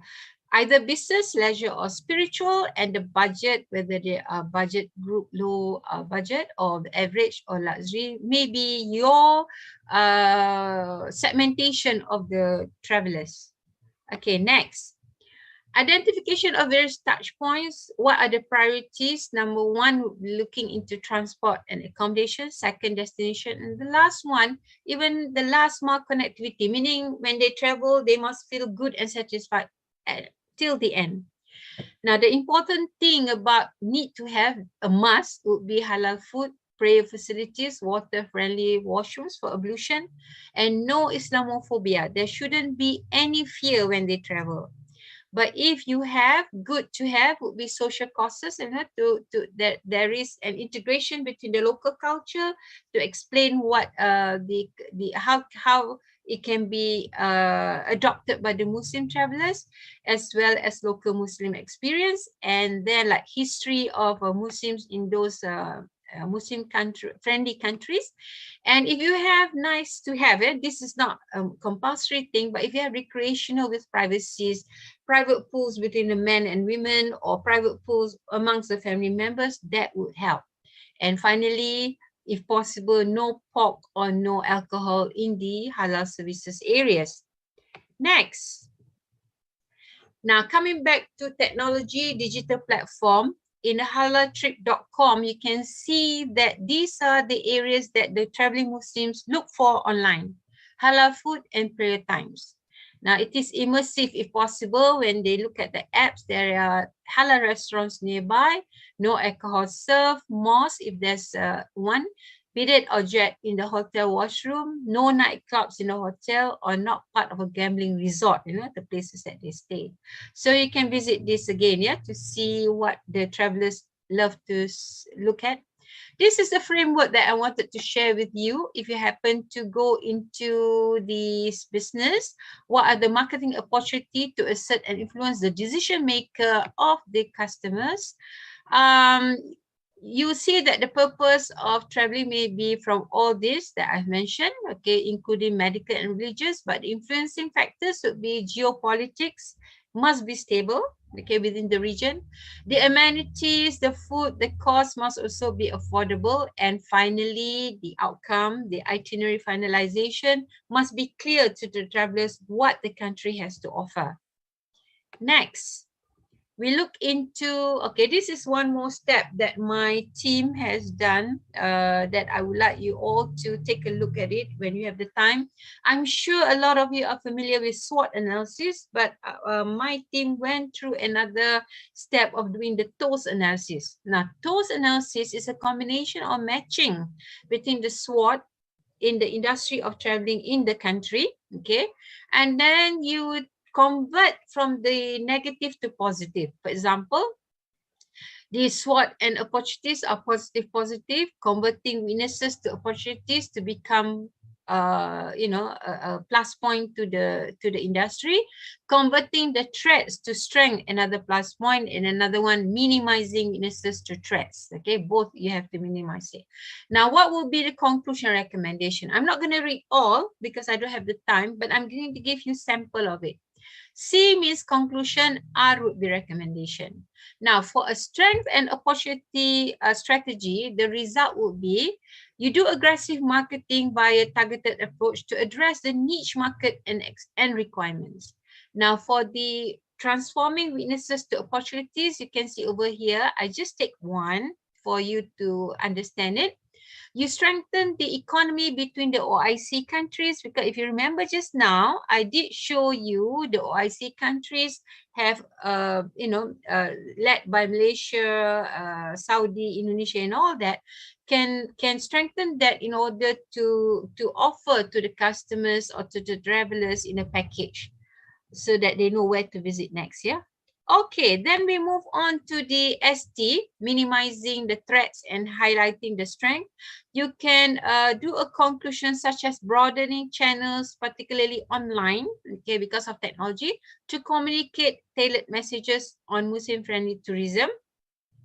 And you also highlight the policies and public outreach, both locally and internationally. And finally, you can't do much with weaknesses and threats, but to minimize it, you can educate and empower from grassroots on why tourism is so important, and you have to take care of your clients.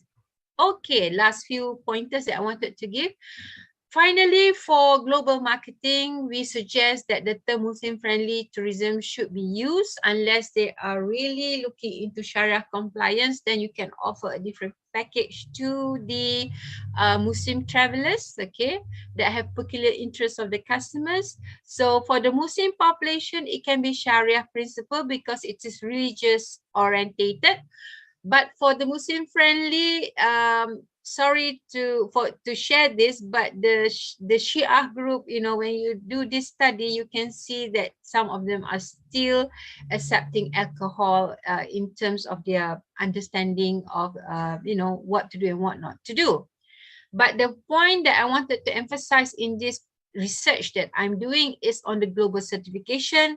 Currently, we don't have any, but we do have two, like what I've mentioned to you just now, the global crescent rating done by the Singapore group, and also another one that I'm involved with in the technical board for IQS, or Islamic Quality System, that I would like to share with you in a while. So they look into F&B accommodation to do the rating. Okay. This is the one that I wanted to share with you, which I'm involved in, which is known as IQS, okay, to move the Islamic way of living and practices in hospitality services. The target market would be the hotels, resorts, including homestay and many others. And you give star rating. You can even go for boutique hotels. And what we look into is to brand these hotels so that the customers can identify the services well before they travel. And after that, they'll share their experiences and may repeat their traveling because of the good experiences based on the F&B, the rooms that you offer, and the rates that you offer towards a different niche group. Yeah.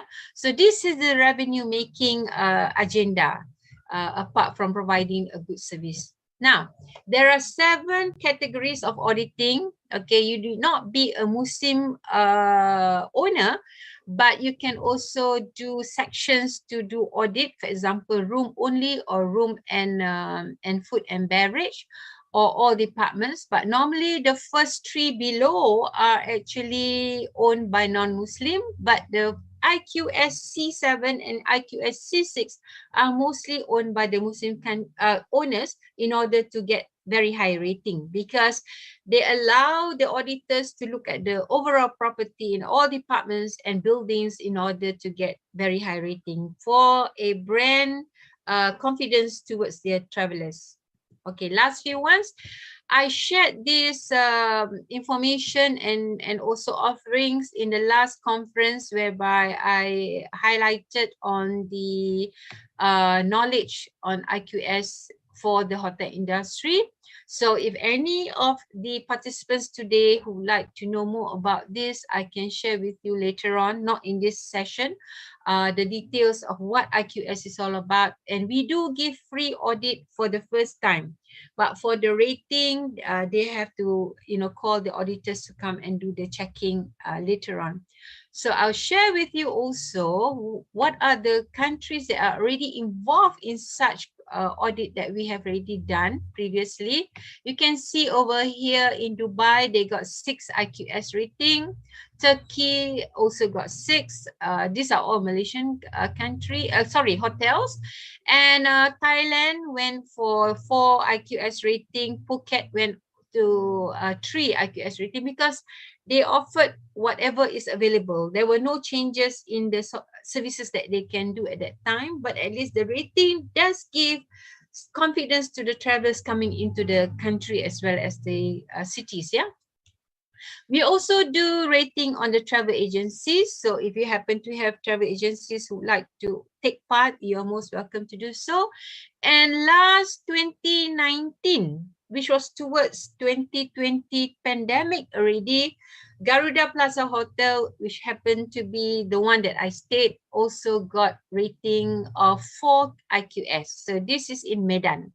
And in 2020, just before pandemic, in the month of January, another hotel in Aceh also got rating of IQS 5. But I forgot the name of the hotel, but maybe I can check it out later for you if you want to know. So with that, I would like to thank all of you for having your time with me. And also, I would like to highlight to you, if any of you would like to do research or also share their findings, you can do so by taking part in our conference in the World Academy of Islamic Management, whereby I happen to be the Deputy President. And we also share on Islamic tourism in this particular conference, which is due in September. So you can submit your paper by 1st July. Yeah, July, which is 1 month from now. Full paper, yeah? No need abstract. Just send the paper. If it's good, we will accept it. With that, Dr. Dewi, thank you so much. And I will wait for the Q&A later on the day. Okay, thank you. Assalamualaikum warahmatullahi wabarakatuh. Waalaikumsalam warahmatullahi wabarakatuh. Thank you very much, Professor Farida. That was really comprehensive and interesting topic.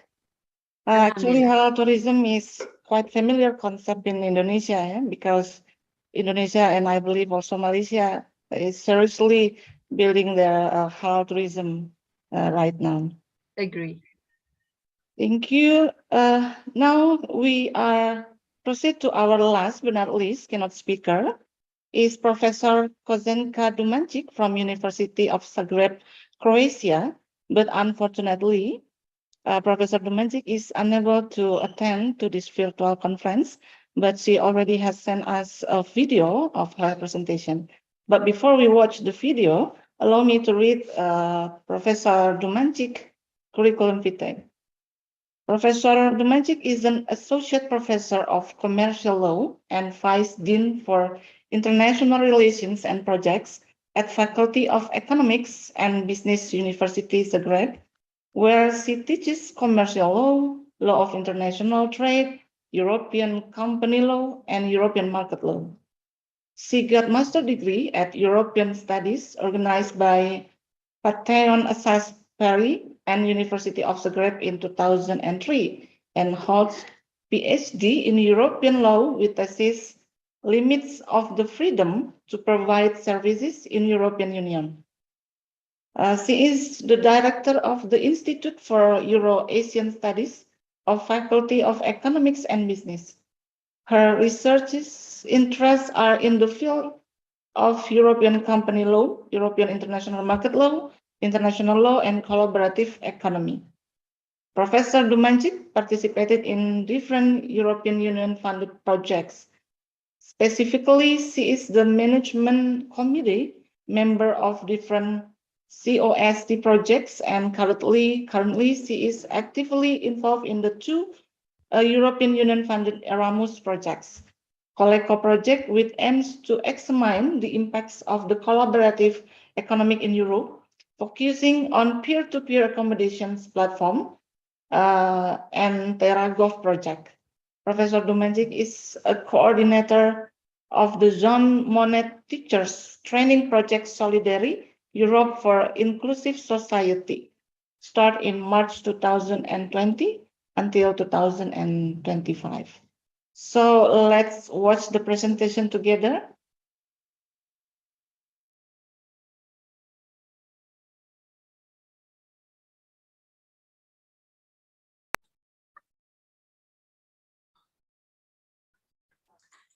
Hello, good morning, good afternoon to my Indonesian and worldwide colleagues.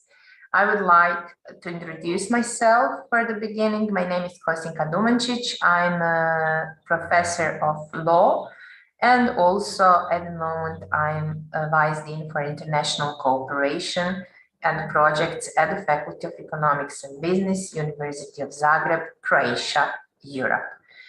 Now, when I have introduced myself, I would like to start my presentation. First of all, it is my great honor to be invited as a keynote speaker and have the opportunity to speak together with other distinguished professors in front of this honorable public. Thank you for inviting me to speak as a keynote speaker at the 5th International Conference on Business, Economics, Social Sciences, and Humanities at Universitas Komputer Indonesia. Today, I will speak not only as a professor of the EU law, but also as a coordinator of the Jean Monnet Teachers Training Project, EU Solis, Solidarity Europe for Inclusive Society.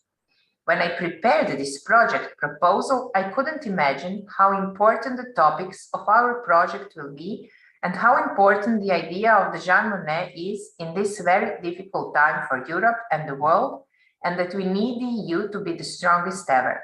That makes me even more proud that I have this obligation to teach teachers and also wider Croatian public about the greatest values that we have achieved in past and to have a courage to protect them. When I was thinking about what to speak that will be connected with the title of this conference, which is Empowering World Optimism and Revitalization Through Scientific Framework, I realized that I have to go with a question that we have to think of a bit more, a thing that we all take for granted and that we all live with accepting it as a help, especially in the time of the pandemic, when we were all doomed to the only possible communication that we had over the internet, and doing our daily chores with the help of digital tools. The digital economy has introduced new possibilities in the world of work.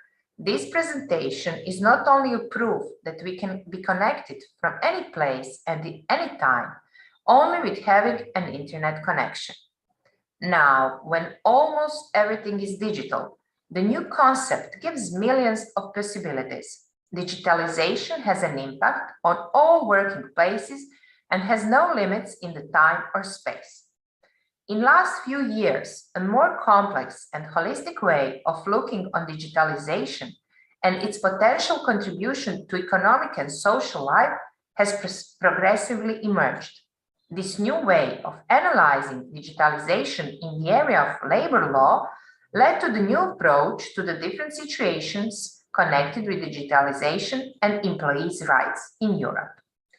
Digitalization transforms existing jobs, demanding new skills to carry out new tasks, which may imply that the current workforce has to be retrained or replaced by workers who already have these skills. Digitalization, on one side, gives rise to the jobs, while other jobs become redundant.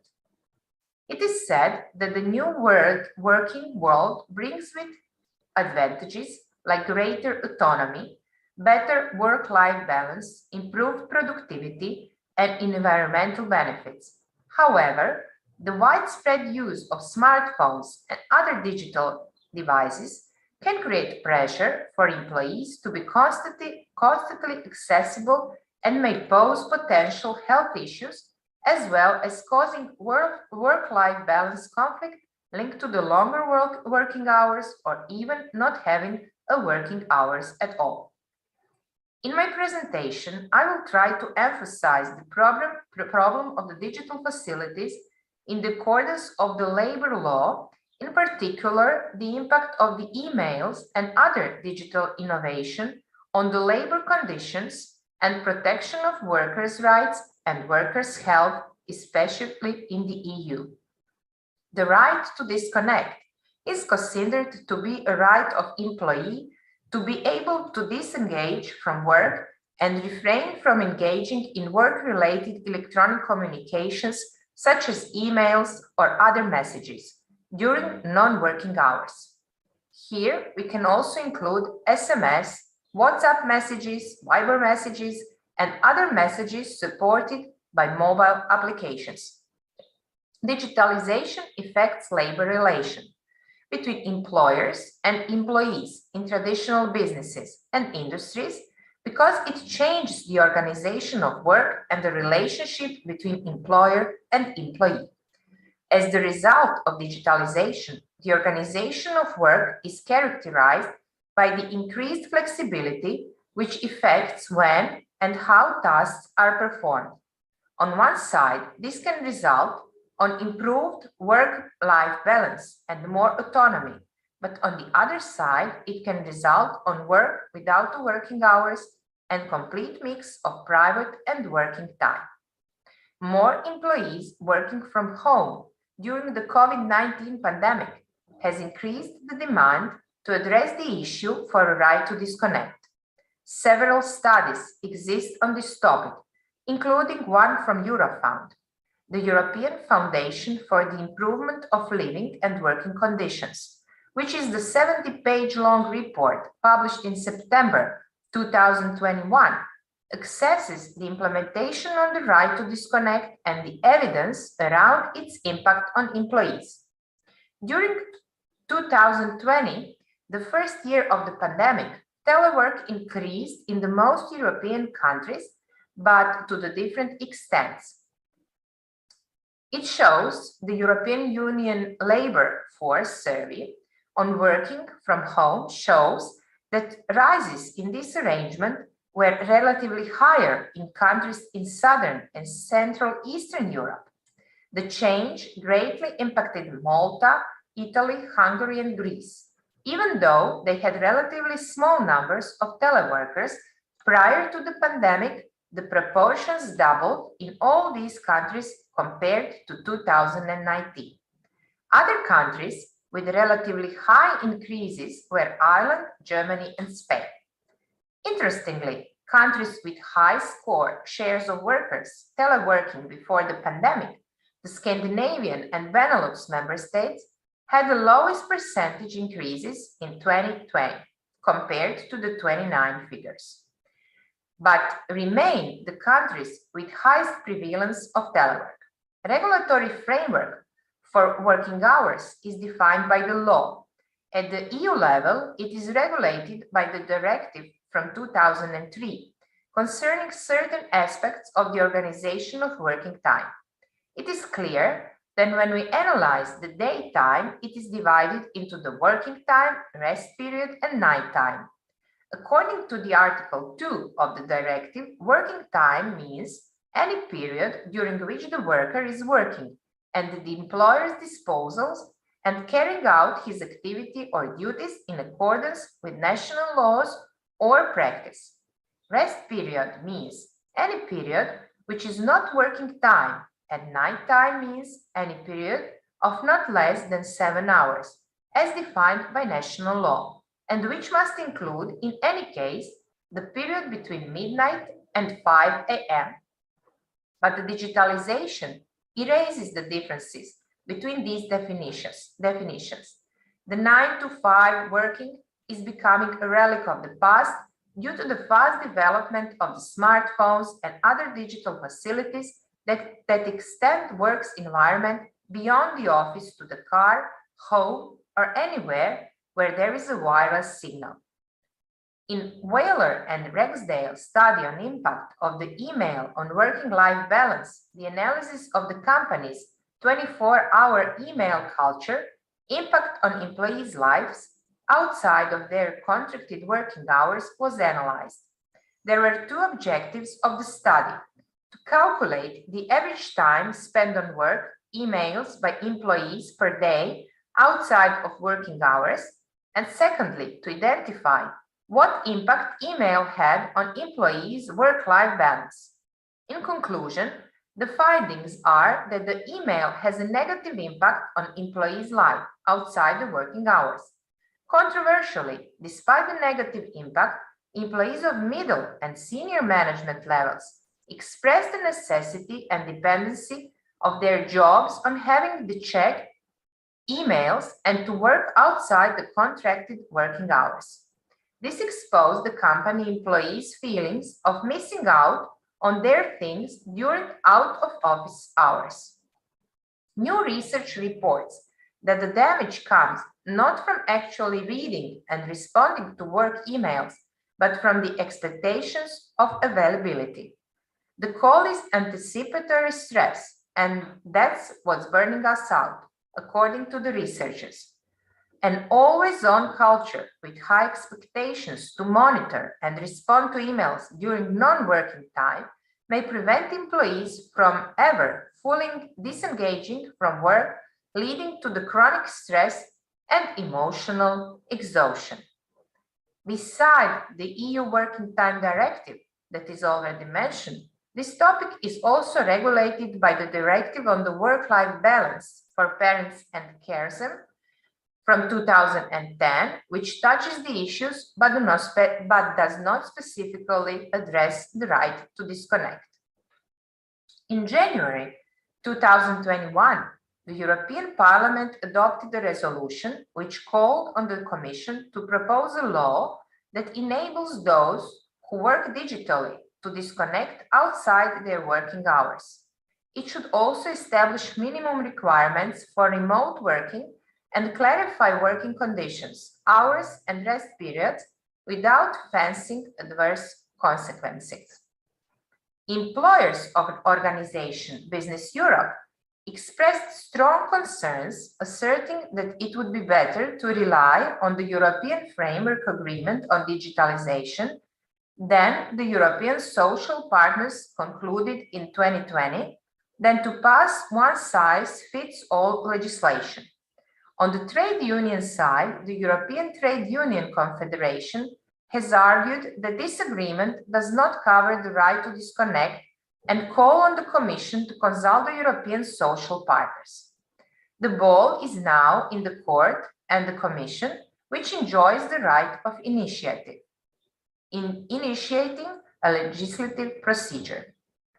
On a European national level, until August 2021, 6 EU member states have implemented legislation including the right to disconnect, namely France, Belgium, Italy, Spain, Slovakia, and Greece.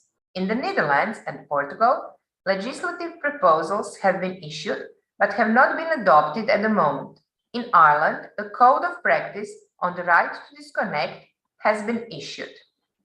At national level, France is considered to be a pioneer in legally recognizing this new right. As early as 2013, a national cross-sectoral agreement on quality of life at work encouraged businesses to avoid any intrusion of employees' private lives by specifying periods when devices should be switched off. This right was subsequently made law on 8 August 2016, and it is now regulated by Article L2242/17 on the Labor Code. France's approach has gone some way towards inspiring other EU countries. According to a 2021 Eurofound report that I already mentioned, Belgium, France, Italy, and Spain to date have legislation that includes the right to disconnect, and discussion were ongoing in other member states. Apart from France, just 3 other countries, Belgium, Italy, and Spain, currently have a right to disconnect on their statute book. None prescribes the way this right has to be implemented and rely on social dialogue within companies and at sector level to do so. Differences exist between them in terms of which workers are converted by the legislation and the existence of fallback options should negotiations fail to reach an agreement. The French legislation, for instance, in this event requires the employer to draw up a charter defining the procedures for exercising the right. In the Netherlands and Portugal, legislative proposals have been made, but the process is stalling.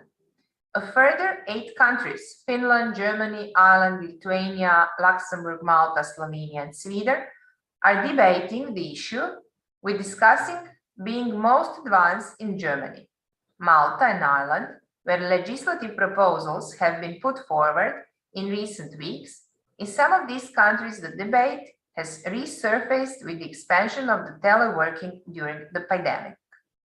In the remaining 13 member states, there is no debate on the matter. This may be due to the low prevalence of the telework, as it is case in the most Eastern European member states, or to the perception that existing legislation is sufficient, or because collective bargaining is the preferred approach to dealing with matters of work-life balance.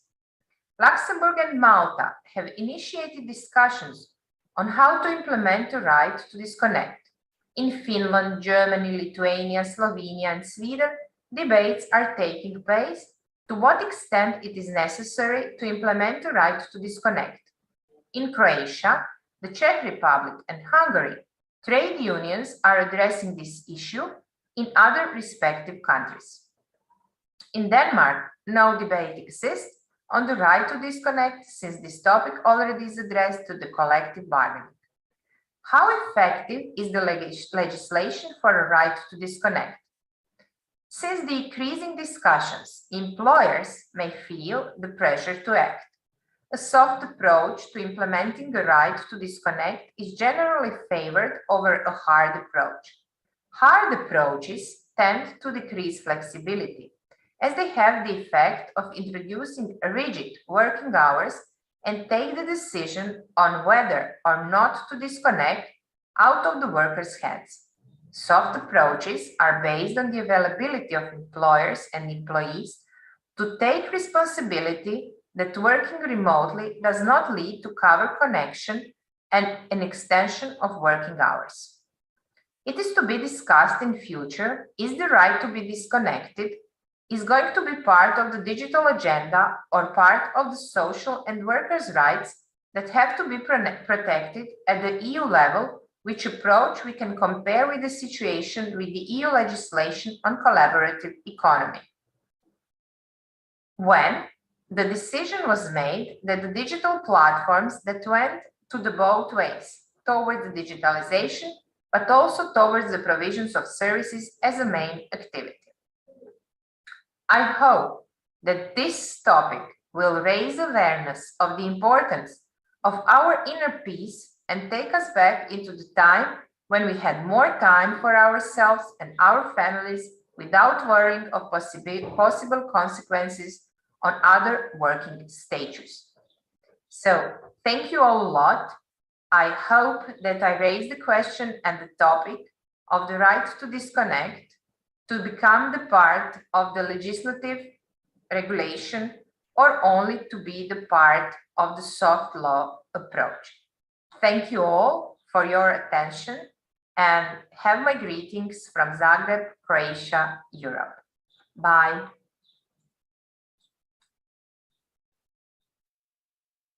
Well, that was interesting presentation from Professor Dumancic. Well, ladies and gentlemen, we have listened to all presentation from keynote speakers. Now we proceed to the Q&A discussion sessions. And we are glad to receive so many questions from the participants, but I'm afraid we have a limitation of time, but I hope we can read all the questions, but let's see. Okay, the first question is addressed to Dr. Aiman from Dr. Yefri Handoko, Universitas Komputer Indonesia. Perhaps you can explain this and share the feedback from the athlete perspective about the neuroscience. The question is, can athletes easily adapt neuroscience and experience directly and increasingly performance significantly using the neuroscience tools? Sorry, I didn't get the question. The perspectives of using neuroscience in applied sports? Yes, in the athlete perspective. The thing is that our research was conducted because we searched the ideas of application of neuroscience in sports sphere, and there is a global case of the football team. I forgot the name of the team, and there is a project, Neuro 33, I think so.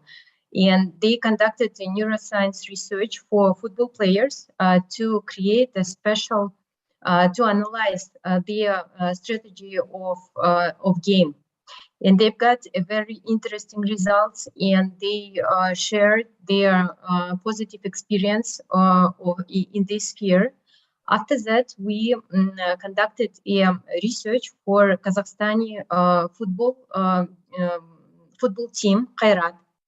But it was not about the neuromanagement and gaming strategy, but we created a research, conducted a research of the behavior of the fans of football game. In Kazakhstan, we went to the football game with our students and made the eye tracking research for them.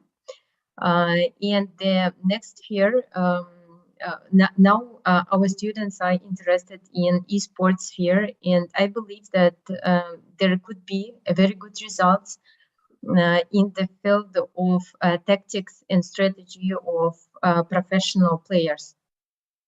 Okay. Thank you. Thank you. So there is no really hard to adapt the tools for the athlete. Yes. Now we see their usage of eye tracking glasses and GSR technology in sports sphere. Thank you, Dr. Aiman. Thank you. And now the second question is addressed to Dr. Nungki Heriati. It's from Kinanti Kamalia from Indonesia University of Education. The question is, how do pandemics give influence to the authors and the readers, and how does it relate to the economic growth?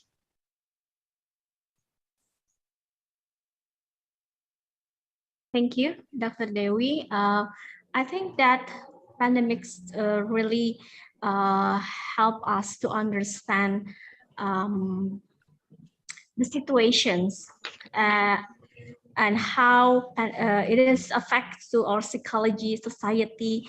So it is related to when we are as leaders, and we can relate the experience that occurs in the literary works. Then, oh, this is situations of lockdown. This is a situation of losing the lost one, the loved one, and so on. So it is help us to understand the whole situations, why it is happens, so it can find the reasons why the pandemic is happening to us, why now. That's answer for that. Thank you. Okay. Is there any data that you find in your research that the what do you call it, about the selling of the books, literature increasing in the pandemic? Well, I haven't quite researched on that yet, but several publishers actually collided because of the pandemic, actually. But if we see from the digital platforms that a lot of books, a lot of story created because they want to express their experience through the pandemic. So it means that, yeah, I don't think that we just see it from the economic views, but when we see the circulations of the story itself, it's really help us to understand how we experience pandemic itself. Thank you, Dr. Nungki. And our next question is for Professor Farida.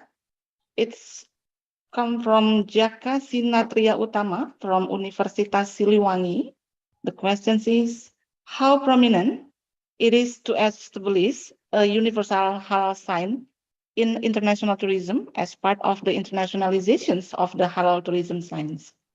That's a very good question. That's a very complex question. But okay, thank you, Jaka, if I can call a short name there.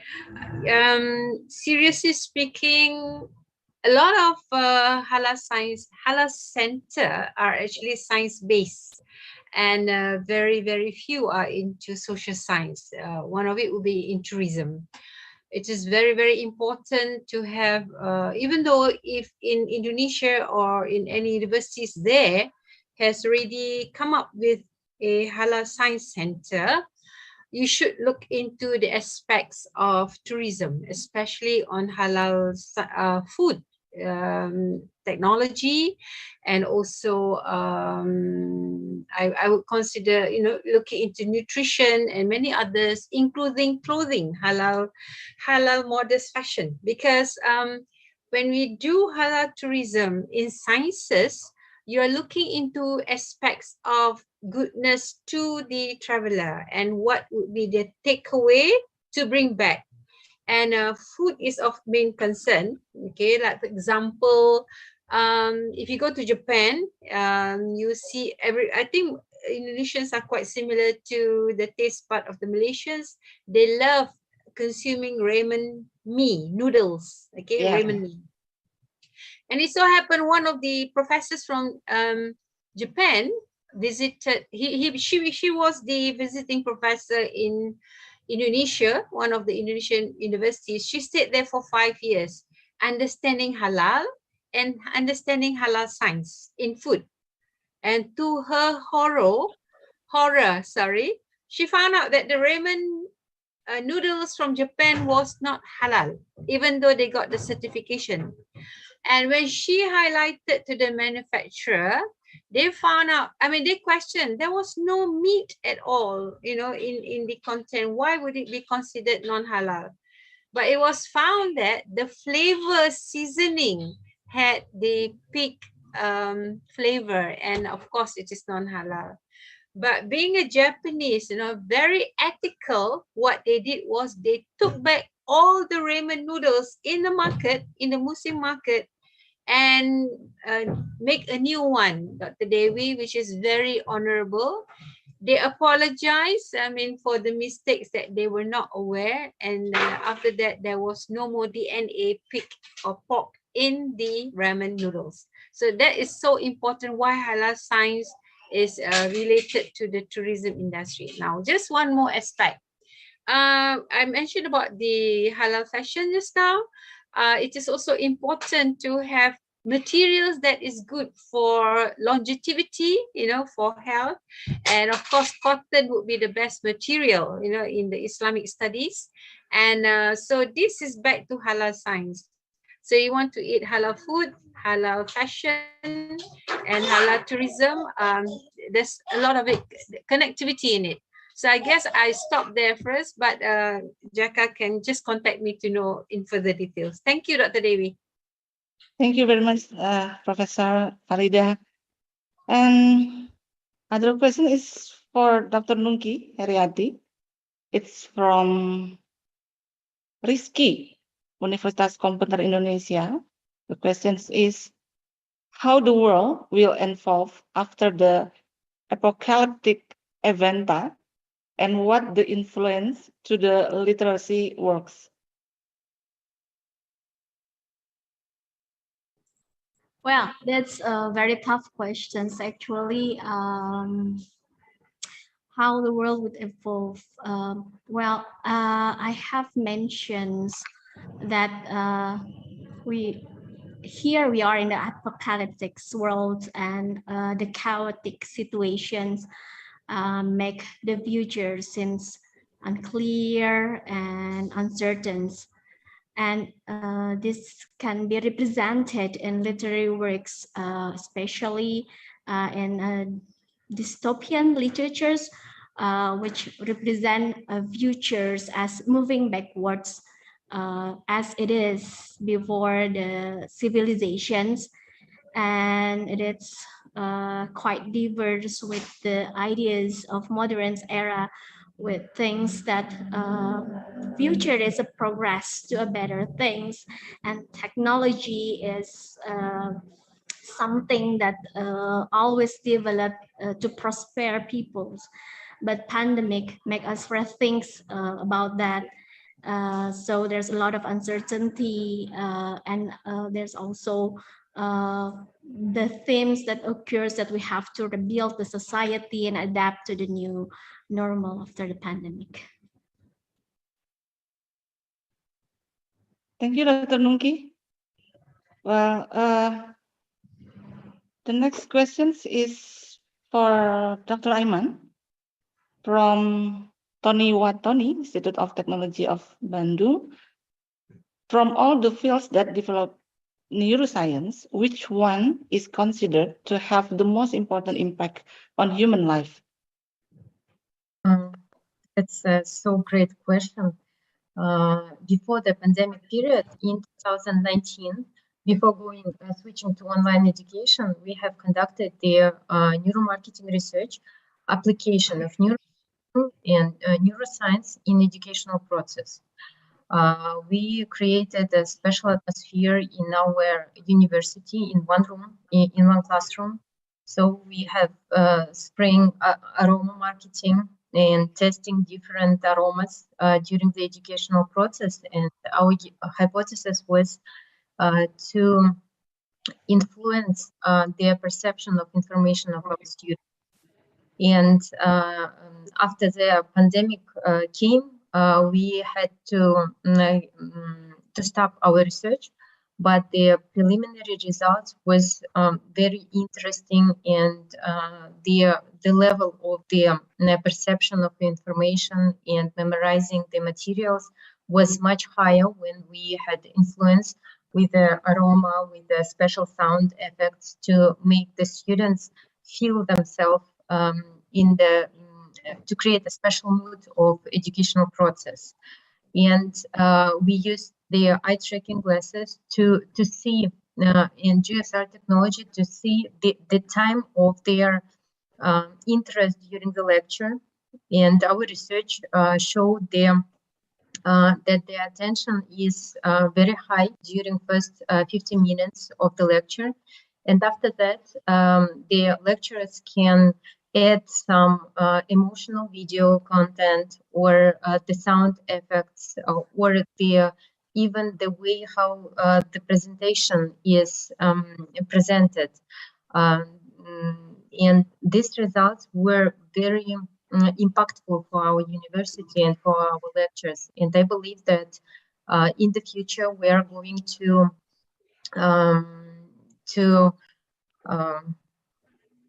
do that research more widely in the schools of the Republic of Kazakhstan and even in online, because after the pandemic period, I think that all the universities will not switch again only to the offline format of education. So online will be used for a long period of time, and there is the two formats will be in the future. And I think this field, the application of neuroscience in education is very impactful. Thank you. Yeah, thank you, Dr. Anu. Neuroscience is very interesting. I think we use the eye tracking, right? The name to mapping the halal tourism. Yeah, Professor Farida, do you have opinion about that? Last year, we created the we made an application for the grant of our Ministry of Tourism in Kazakhstan to make a research of tourism sphere, but we didn't get the grant. So maybe in the future we can do something together, because I think this sphere is interesting too, because during the pandemic period, all Kazakhstani citizens are starting to visit different towns and travel only in the borders of Republic of Kazakhstan. So, but the tourism sphere in Kazakhstan is not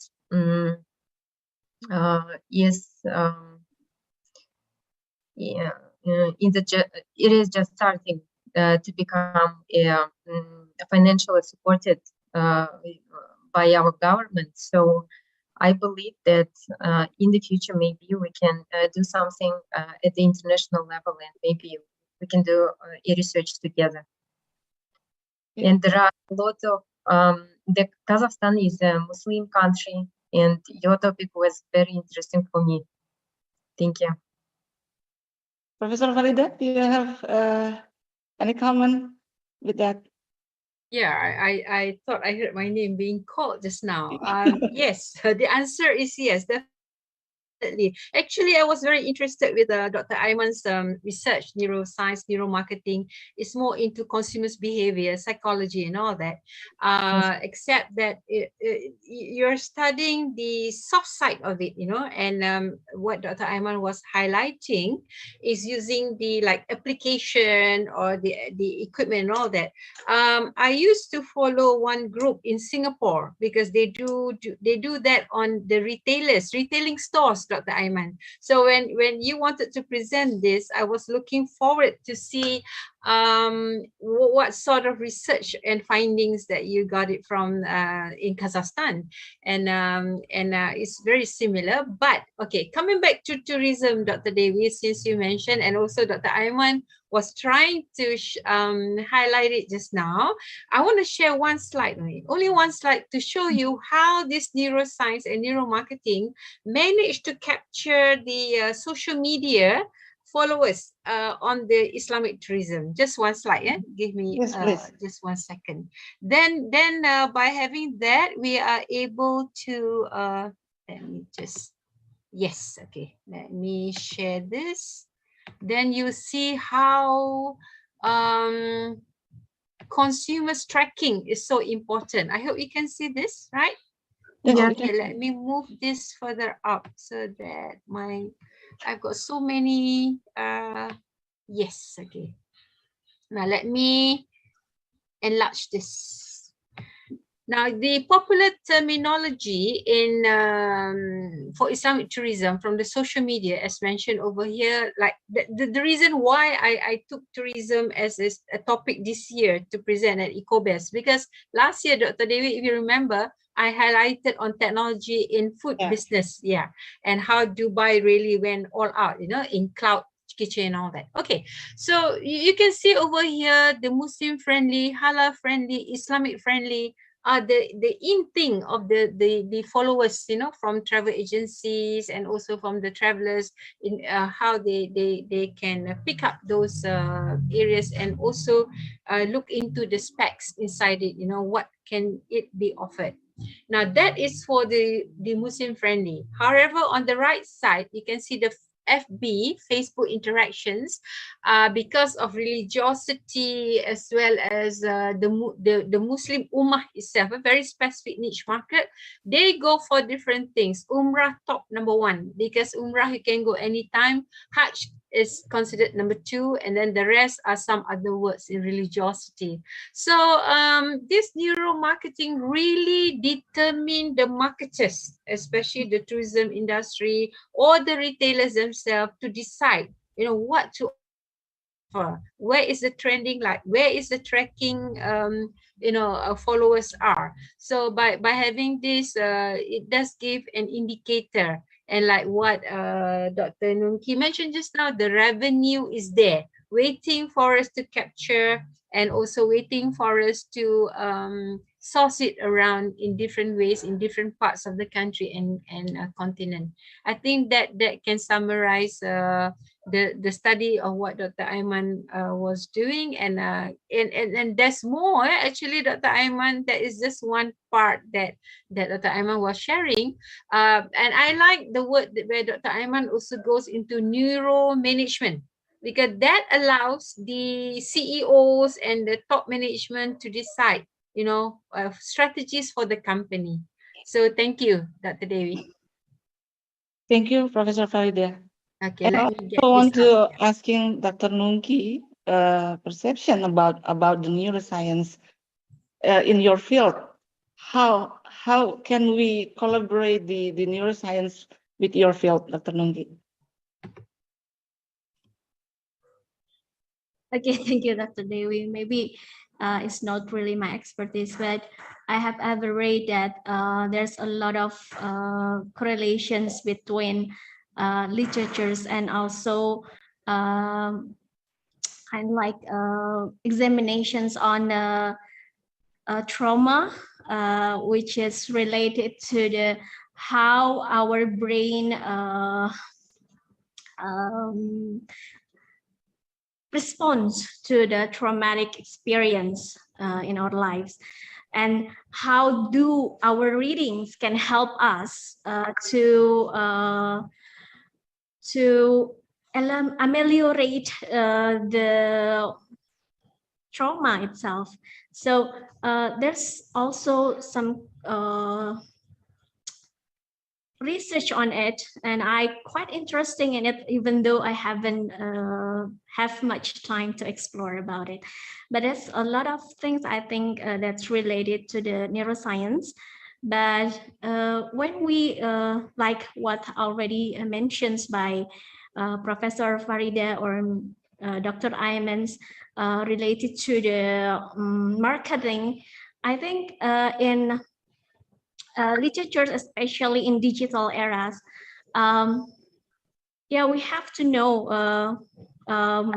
how to make consumer want to read our literary works. That it can be a part of the things that the author or the publisher should know. Okay, thank you, Dr. Nungki. Very interesting. I will read another questions. It's still for Dr. Nungki. It's coming from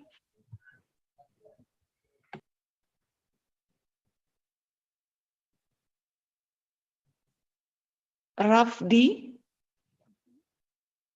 Can you mention the example of other pandemic literature in Indonesian literature? Simple Yes. question.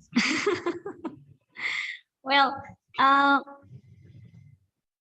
there's maybe when we try to find out the pandemic literatures in Indonesia, I found like Ronggeng Dukuh Paruks, Calon Arangs, and the most recent one is Aruna and Lidahnya, which is about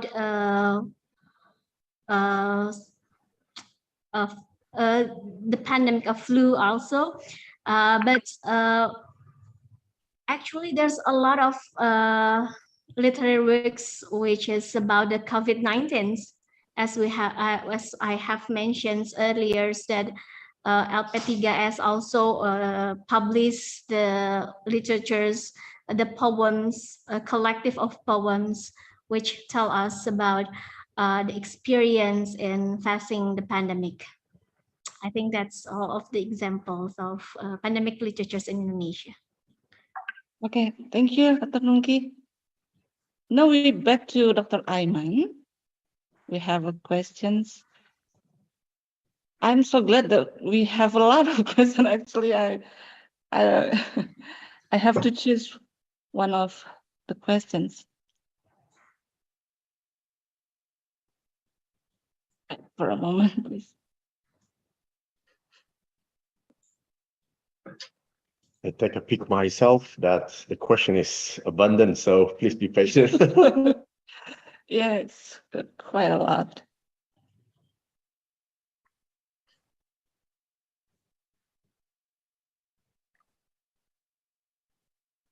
Okay, I think we go to Professor Farida first. It's from Yuanita. Yeah. From Universitas Komputer Indonesia, International Relations Department. Halal tourism has become a trend in global tourism, which promises to give economic benefits from the growing number of Muslim travelers worldwide. Many countries are developing this particular segment of tourism, but unfortunately, most countries develop it more on branding-based halal tourism rather than value-based halal tourism. What's your opinion to that case? Thank you, Juanita. I see you're very interested in this topic coming from IR department, so very related. The answer would be yes and no, Juanita. Number one, put it this way, there's an ayat in Surah Al-Baqarah that says that halal is for all ummah, it's not only for the Muslims, okay? And inshallah, we hope that via this tourism and also halal knowledge or halal education and halal awareness, that the ummah, not necessarily Muslim, yeah, the whole mankind would appreciate the goodness of the halal lifestyle, because whatever is good for me would be good for you. What I've been trying to tell to my non-Muslim colleagues in workshops and all that, when I have a product or services that has a logo of halal, I am guaranteeing you, because since I am the user, if it is safe for me, it is safe for everyone. So using branding as the halal as a brand is also an issue to some. And I mentioned to you just now, Professor Jonathan. In fact, he will be our keynote speaker for the World Academy Islamic Management Conference in September. He loves to argue on this: is halal a brand, or is it or halal should not be considered a brand? To him, he disagree on that. But to me, I have to agree on halal as a branding. Reason being, halal now has equity, has value. And people, when they look at the word halal, they would associate it with something that is good. Typical example would be in Malaysia, because we are not 100% Muslim population, okay, 60-40. But the non-Muslims in Malaysia appreciate halal food, and the products and food sold in Malaysia are mostly halal because they are not worried that this product will do bad to them. In fact, they, the non-Muslim, associate the halal food and services equivalent to high quality. So to argue that halal is not a brand, I have to disagree with that now, more so after pandemic, because people are very conscious with what they do, where they go, what they consume, and the takeaway when they bring back. So having halal give them the security and safety, especially right now. We talk about food safety and security as the world problem. Okay, another book, yeah, Dr. Nongki, to write food pandemic, okay, because I don't want to mention the name of the country, but I'm sure in Indonesia you have heard about fake rice, fake vegetables, fake milk with melamine and all that. That is food security. But if you have a halal stamp on the item, okay, if you have it on the item, they are sure that this product does not have all those fake items, because it is bad for the human mankind, not to be consumed. Okay, because even if it is cosmetic, it will cause damage to your skin. Even the shampoo, high ammonia, would cause scalp problem. So with halal, minimal ingredient that is harmful to the mankind is actually an assurance of quality, and halal itself is a promise, is a brand. So I hope I answer Juanita's question, and there's more, Juanita, in the halal science for us to discover on the precision findings of the scientific results of it, on all food items and halal lifestyle tourism, without vice activities at the traveling places, as well as clothing. Okay, the reason why I mentioned clothing earlier, Dr. Devi, is that we want the travelers, not only when they travel, they experience what they consume, but also they want to buy souvenirs, Dr. Devi, like Indonesian batik and whatever else that is soothing to their body, and that's why I highlighted cotton as one of the best material to be used, which is halal permissible. Thank you, Dr. Devi. You're welcome, Professor. Yeah, traveling to Indonesia, it's mean shopping, right? Okay, now I found the question for Dr. Aiman. I believe it's from a student, according to the questions from Universitas Komputer Indonesia. Septian asking, there is a very interesting research. I would like to ask the implementation of eye tracking in other games, perhaps games in horror game. What is your opinion about the possibility?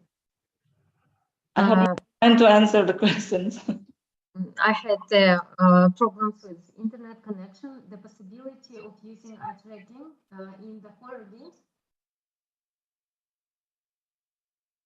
Dr. Aiman?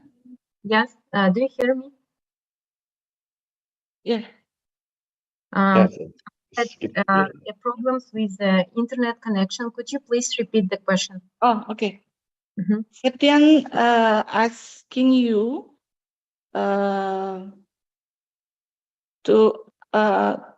he would like to ask the implementation of eye tracking in other games, perhaps games in horror genre.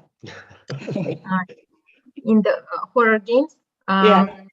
I think that the eye tracking glasses can show us where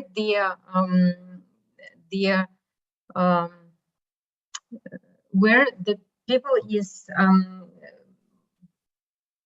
their visual attention, just the visual attention of the participant. But for implication for the horror games, I think it will be better to use face reading technology, which can show their which emotions is the participant feeling, and how strong is it. So I think it will be more interesting to use face reading technology in such field. Oh, that's interesting. Thank you, Dr. Ayman. Thank you so much. And relate to the questions, it also another interesting question addressed to Dr. Nungki from Bimo Nurhuda, Universitas Komputer Indonesia. Bimo said, I noticed that the pandemic works examples are mainly viruses outbreak. I would like to ask your opinion in whether zombie outbreak novels can be considered as a pandemic, or it is purely have to be viruses and written in times of pandemic. Okay, thank you. Yes, of course, that literature is actually related to metaphor, symbol. It can symbolize something, or maybe they do not really always present something directly. So in this case, zombie can be considered as a metaphor, or it's kind of like a pandemic outbreaks that threaten the humanities. So in that case, we can also think that it is can be represent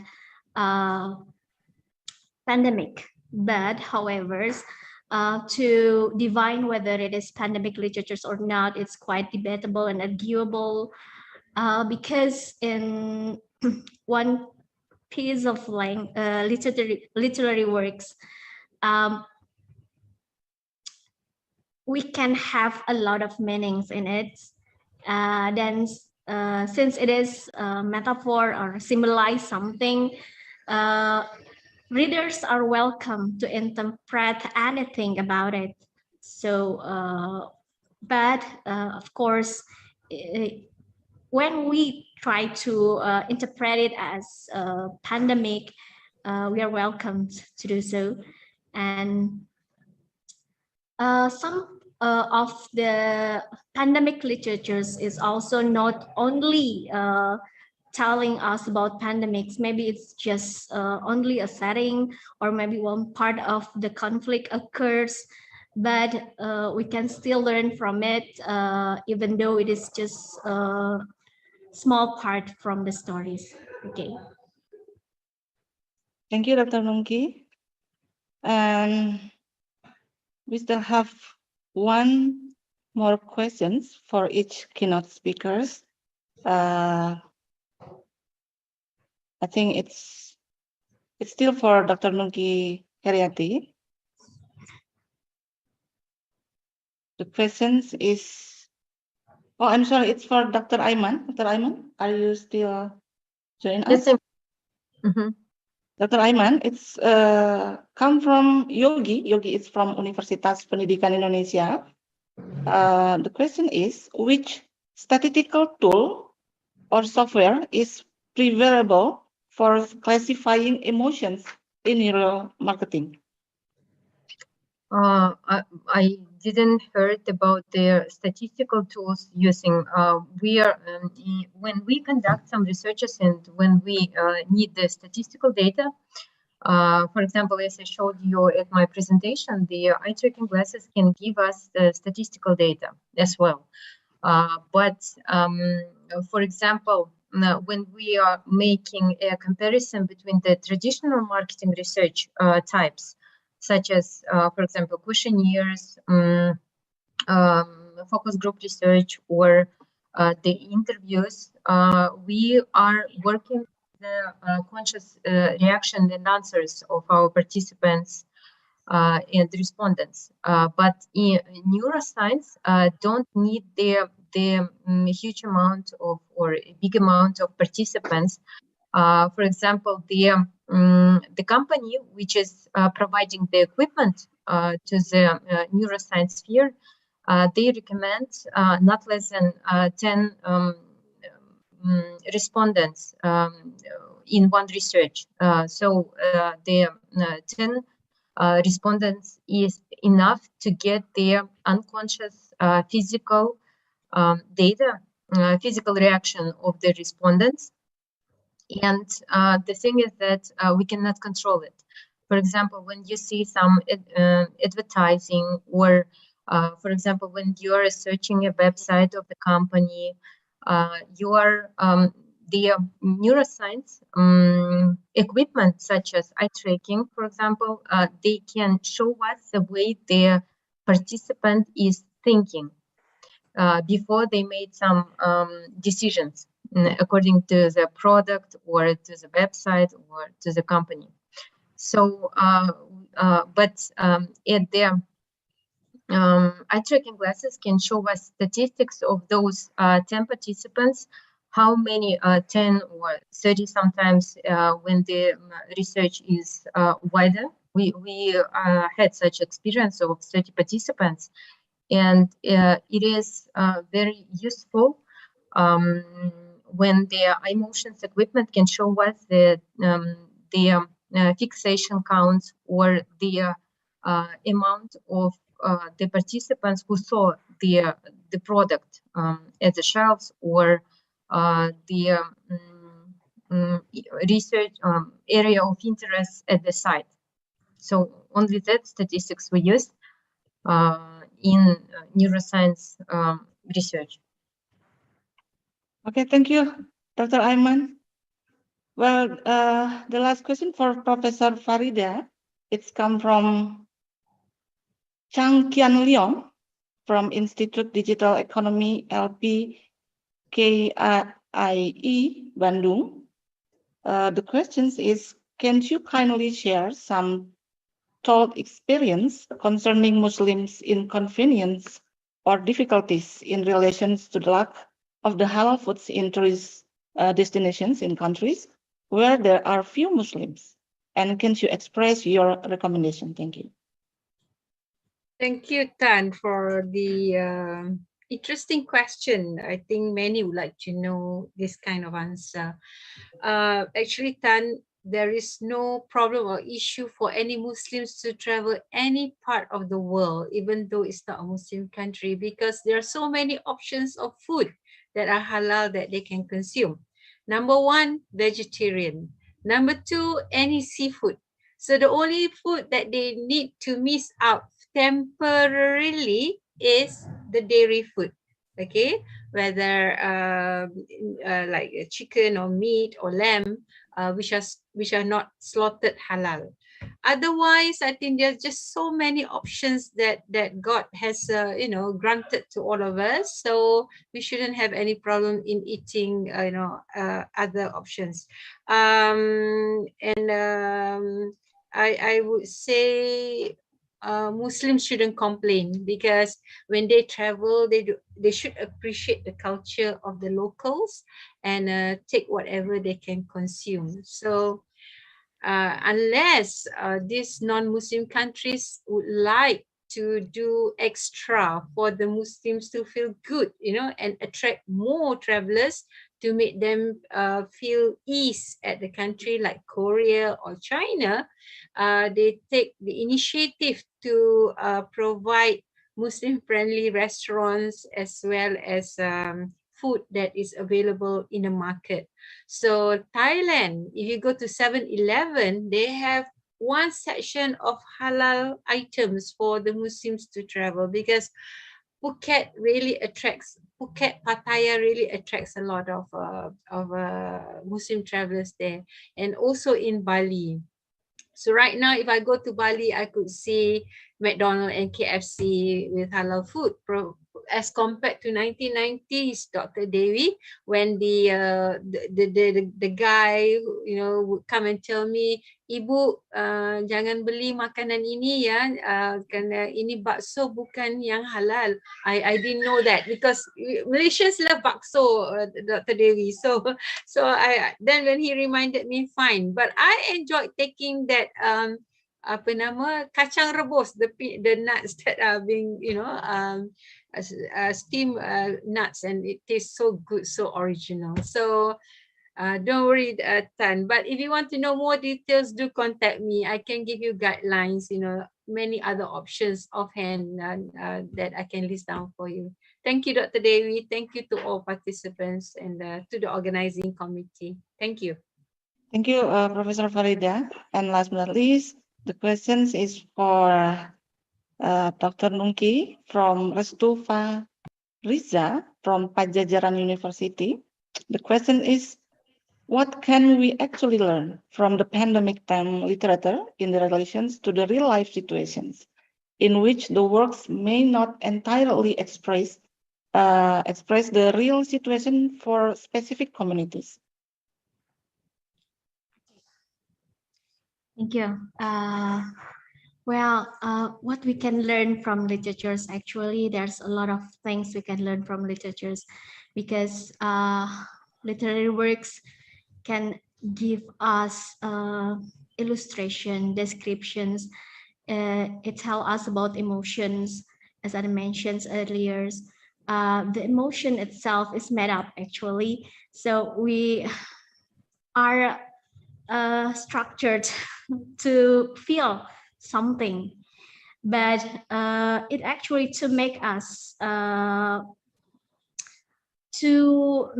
feel sympathy, feel empathy, and make us want to do something later on.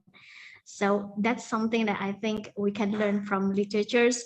And in this pandemic era, we also try to learn how people experience the isolations, the feeling of losing someone that we love, the feeling of cannot really touching with others, feel suspicious, something that we just think that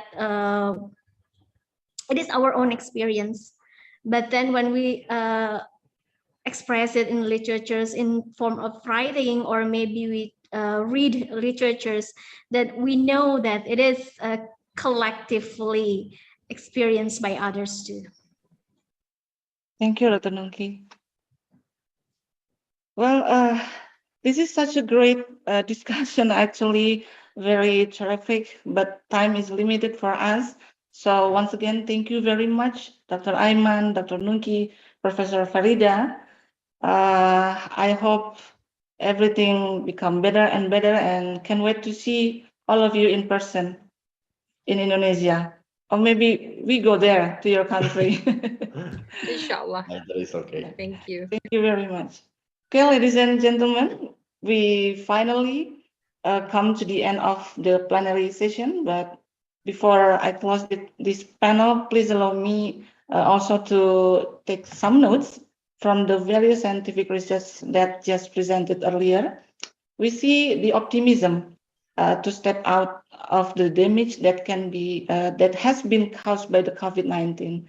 Not only that, we also see many opportunities that we can pursue together, collaboration to achieve a better future.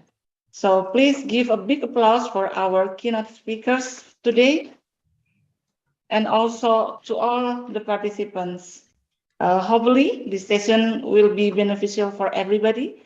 Thank you for attention, and see you all later. And now we back to our master ceremony, Mr. Tantan.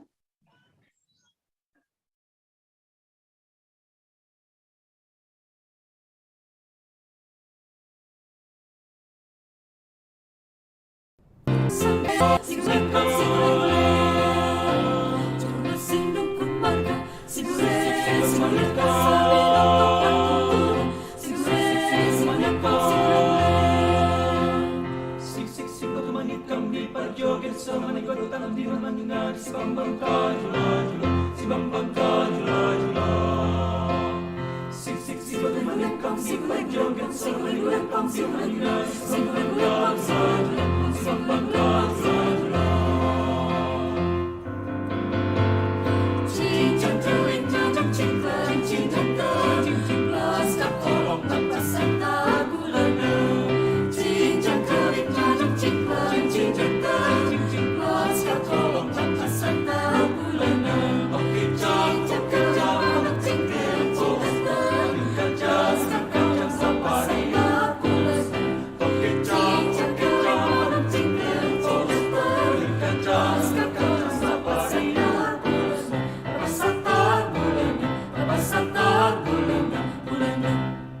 Hey, yang korang yang ko aranawa kombe. Hey, yang korang yang ko aranawa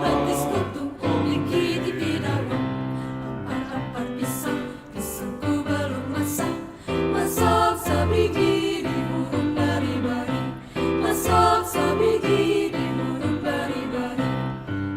Minoki be yung manokong beko yung manokong awe ani. Manggalepok, patah kayu bengkok, bengkok dimakan api, apinya cangcurupan. Bengkok dimakan api, apinya cangcurupan. Hongke hongke.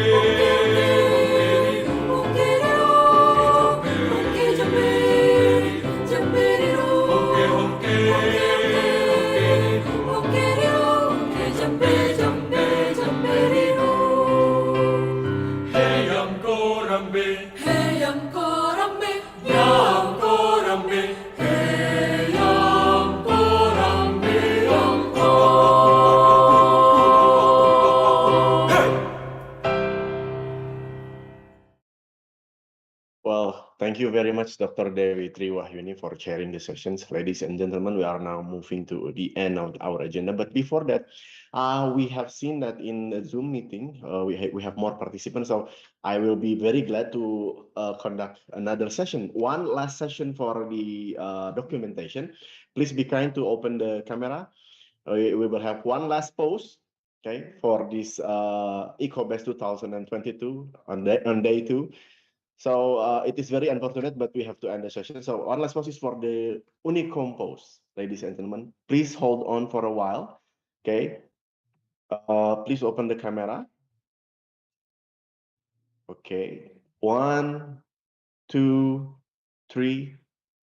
Okay, thank you very much, ladies and gentlemen. Thank you very much for your kind attention. Thank you very much for the keynote speakers, vice rectors, our rector itself. Thank you very much, Pak Rector, for coming today, vice rectors, as well as deans and all the committee members. Okay, I believe that we have had a very fruitful discussion today, but as I have told you, as we have mentioned earlier, that the time limit the discussion. This also marks the preparation for the parallel session later this afternoon at 1300. So please keep in mind that the committee has already provided you with the links for the parallel session. You will also be guided by one chair in every room. Thank you, and we hope to see you again the next conference in person, as Dr. Dewi said. That wraps things up for today. I am Tatan Tawami and my distinguished colleague, Dewi Triwahyuni.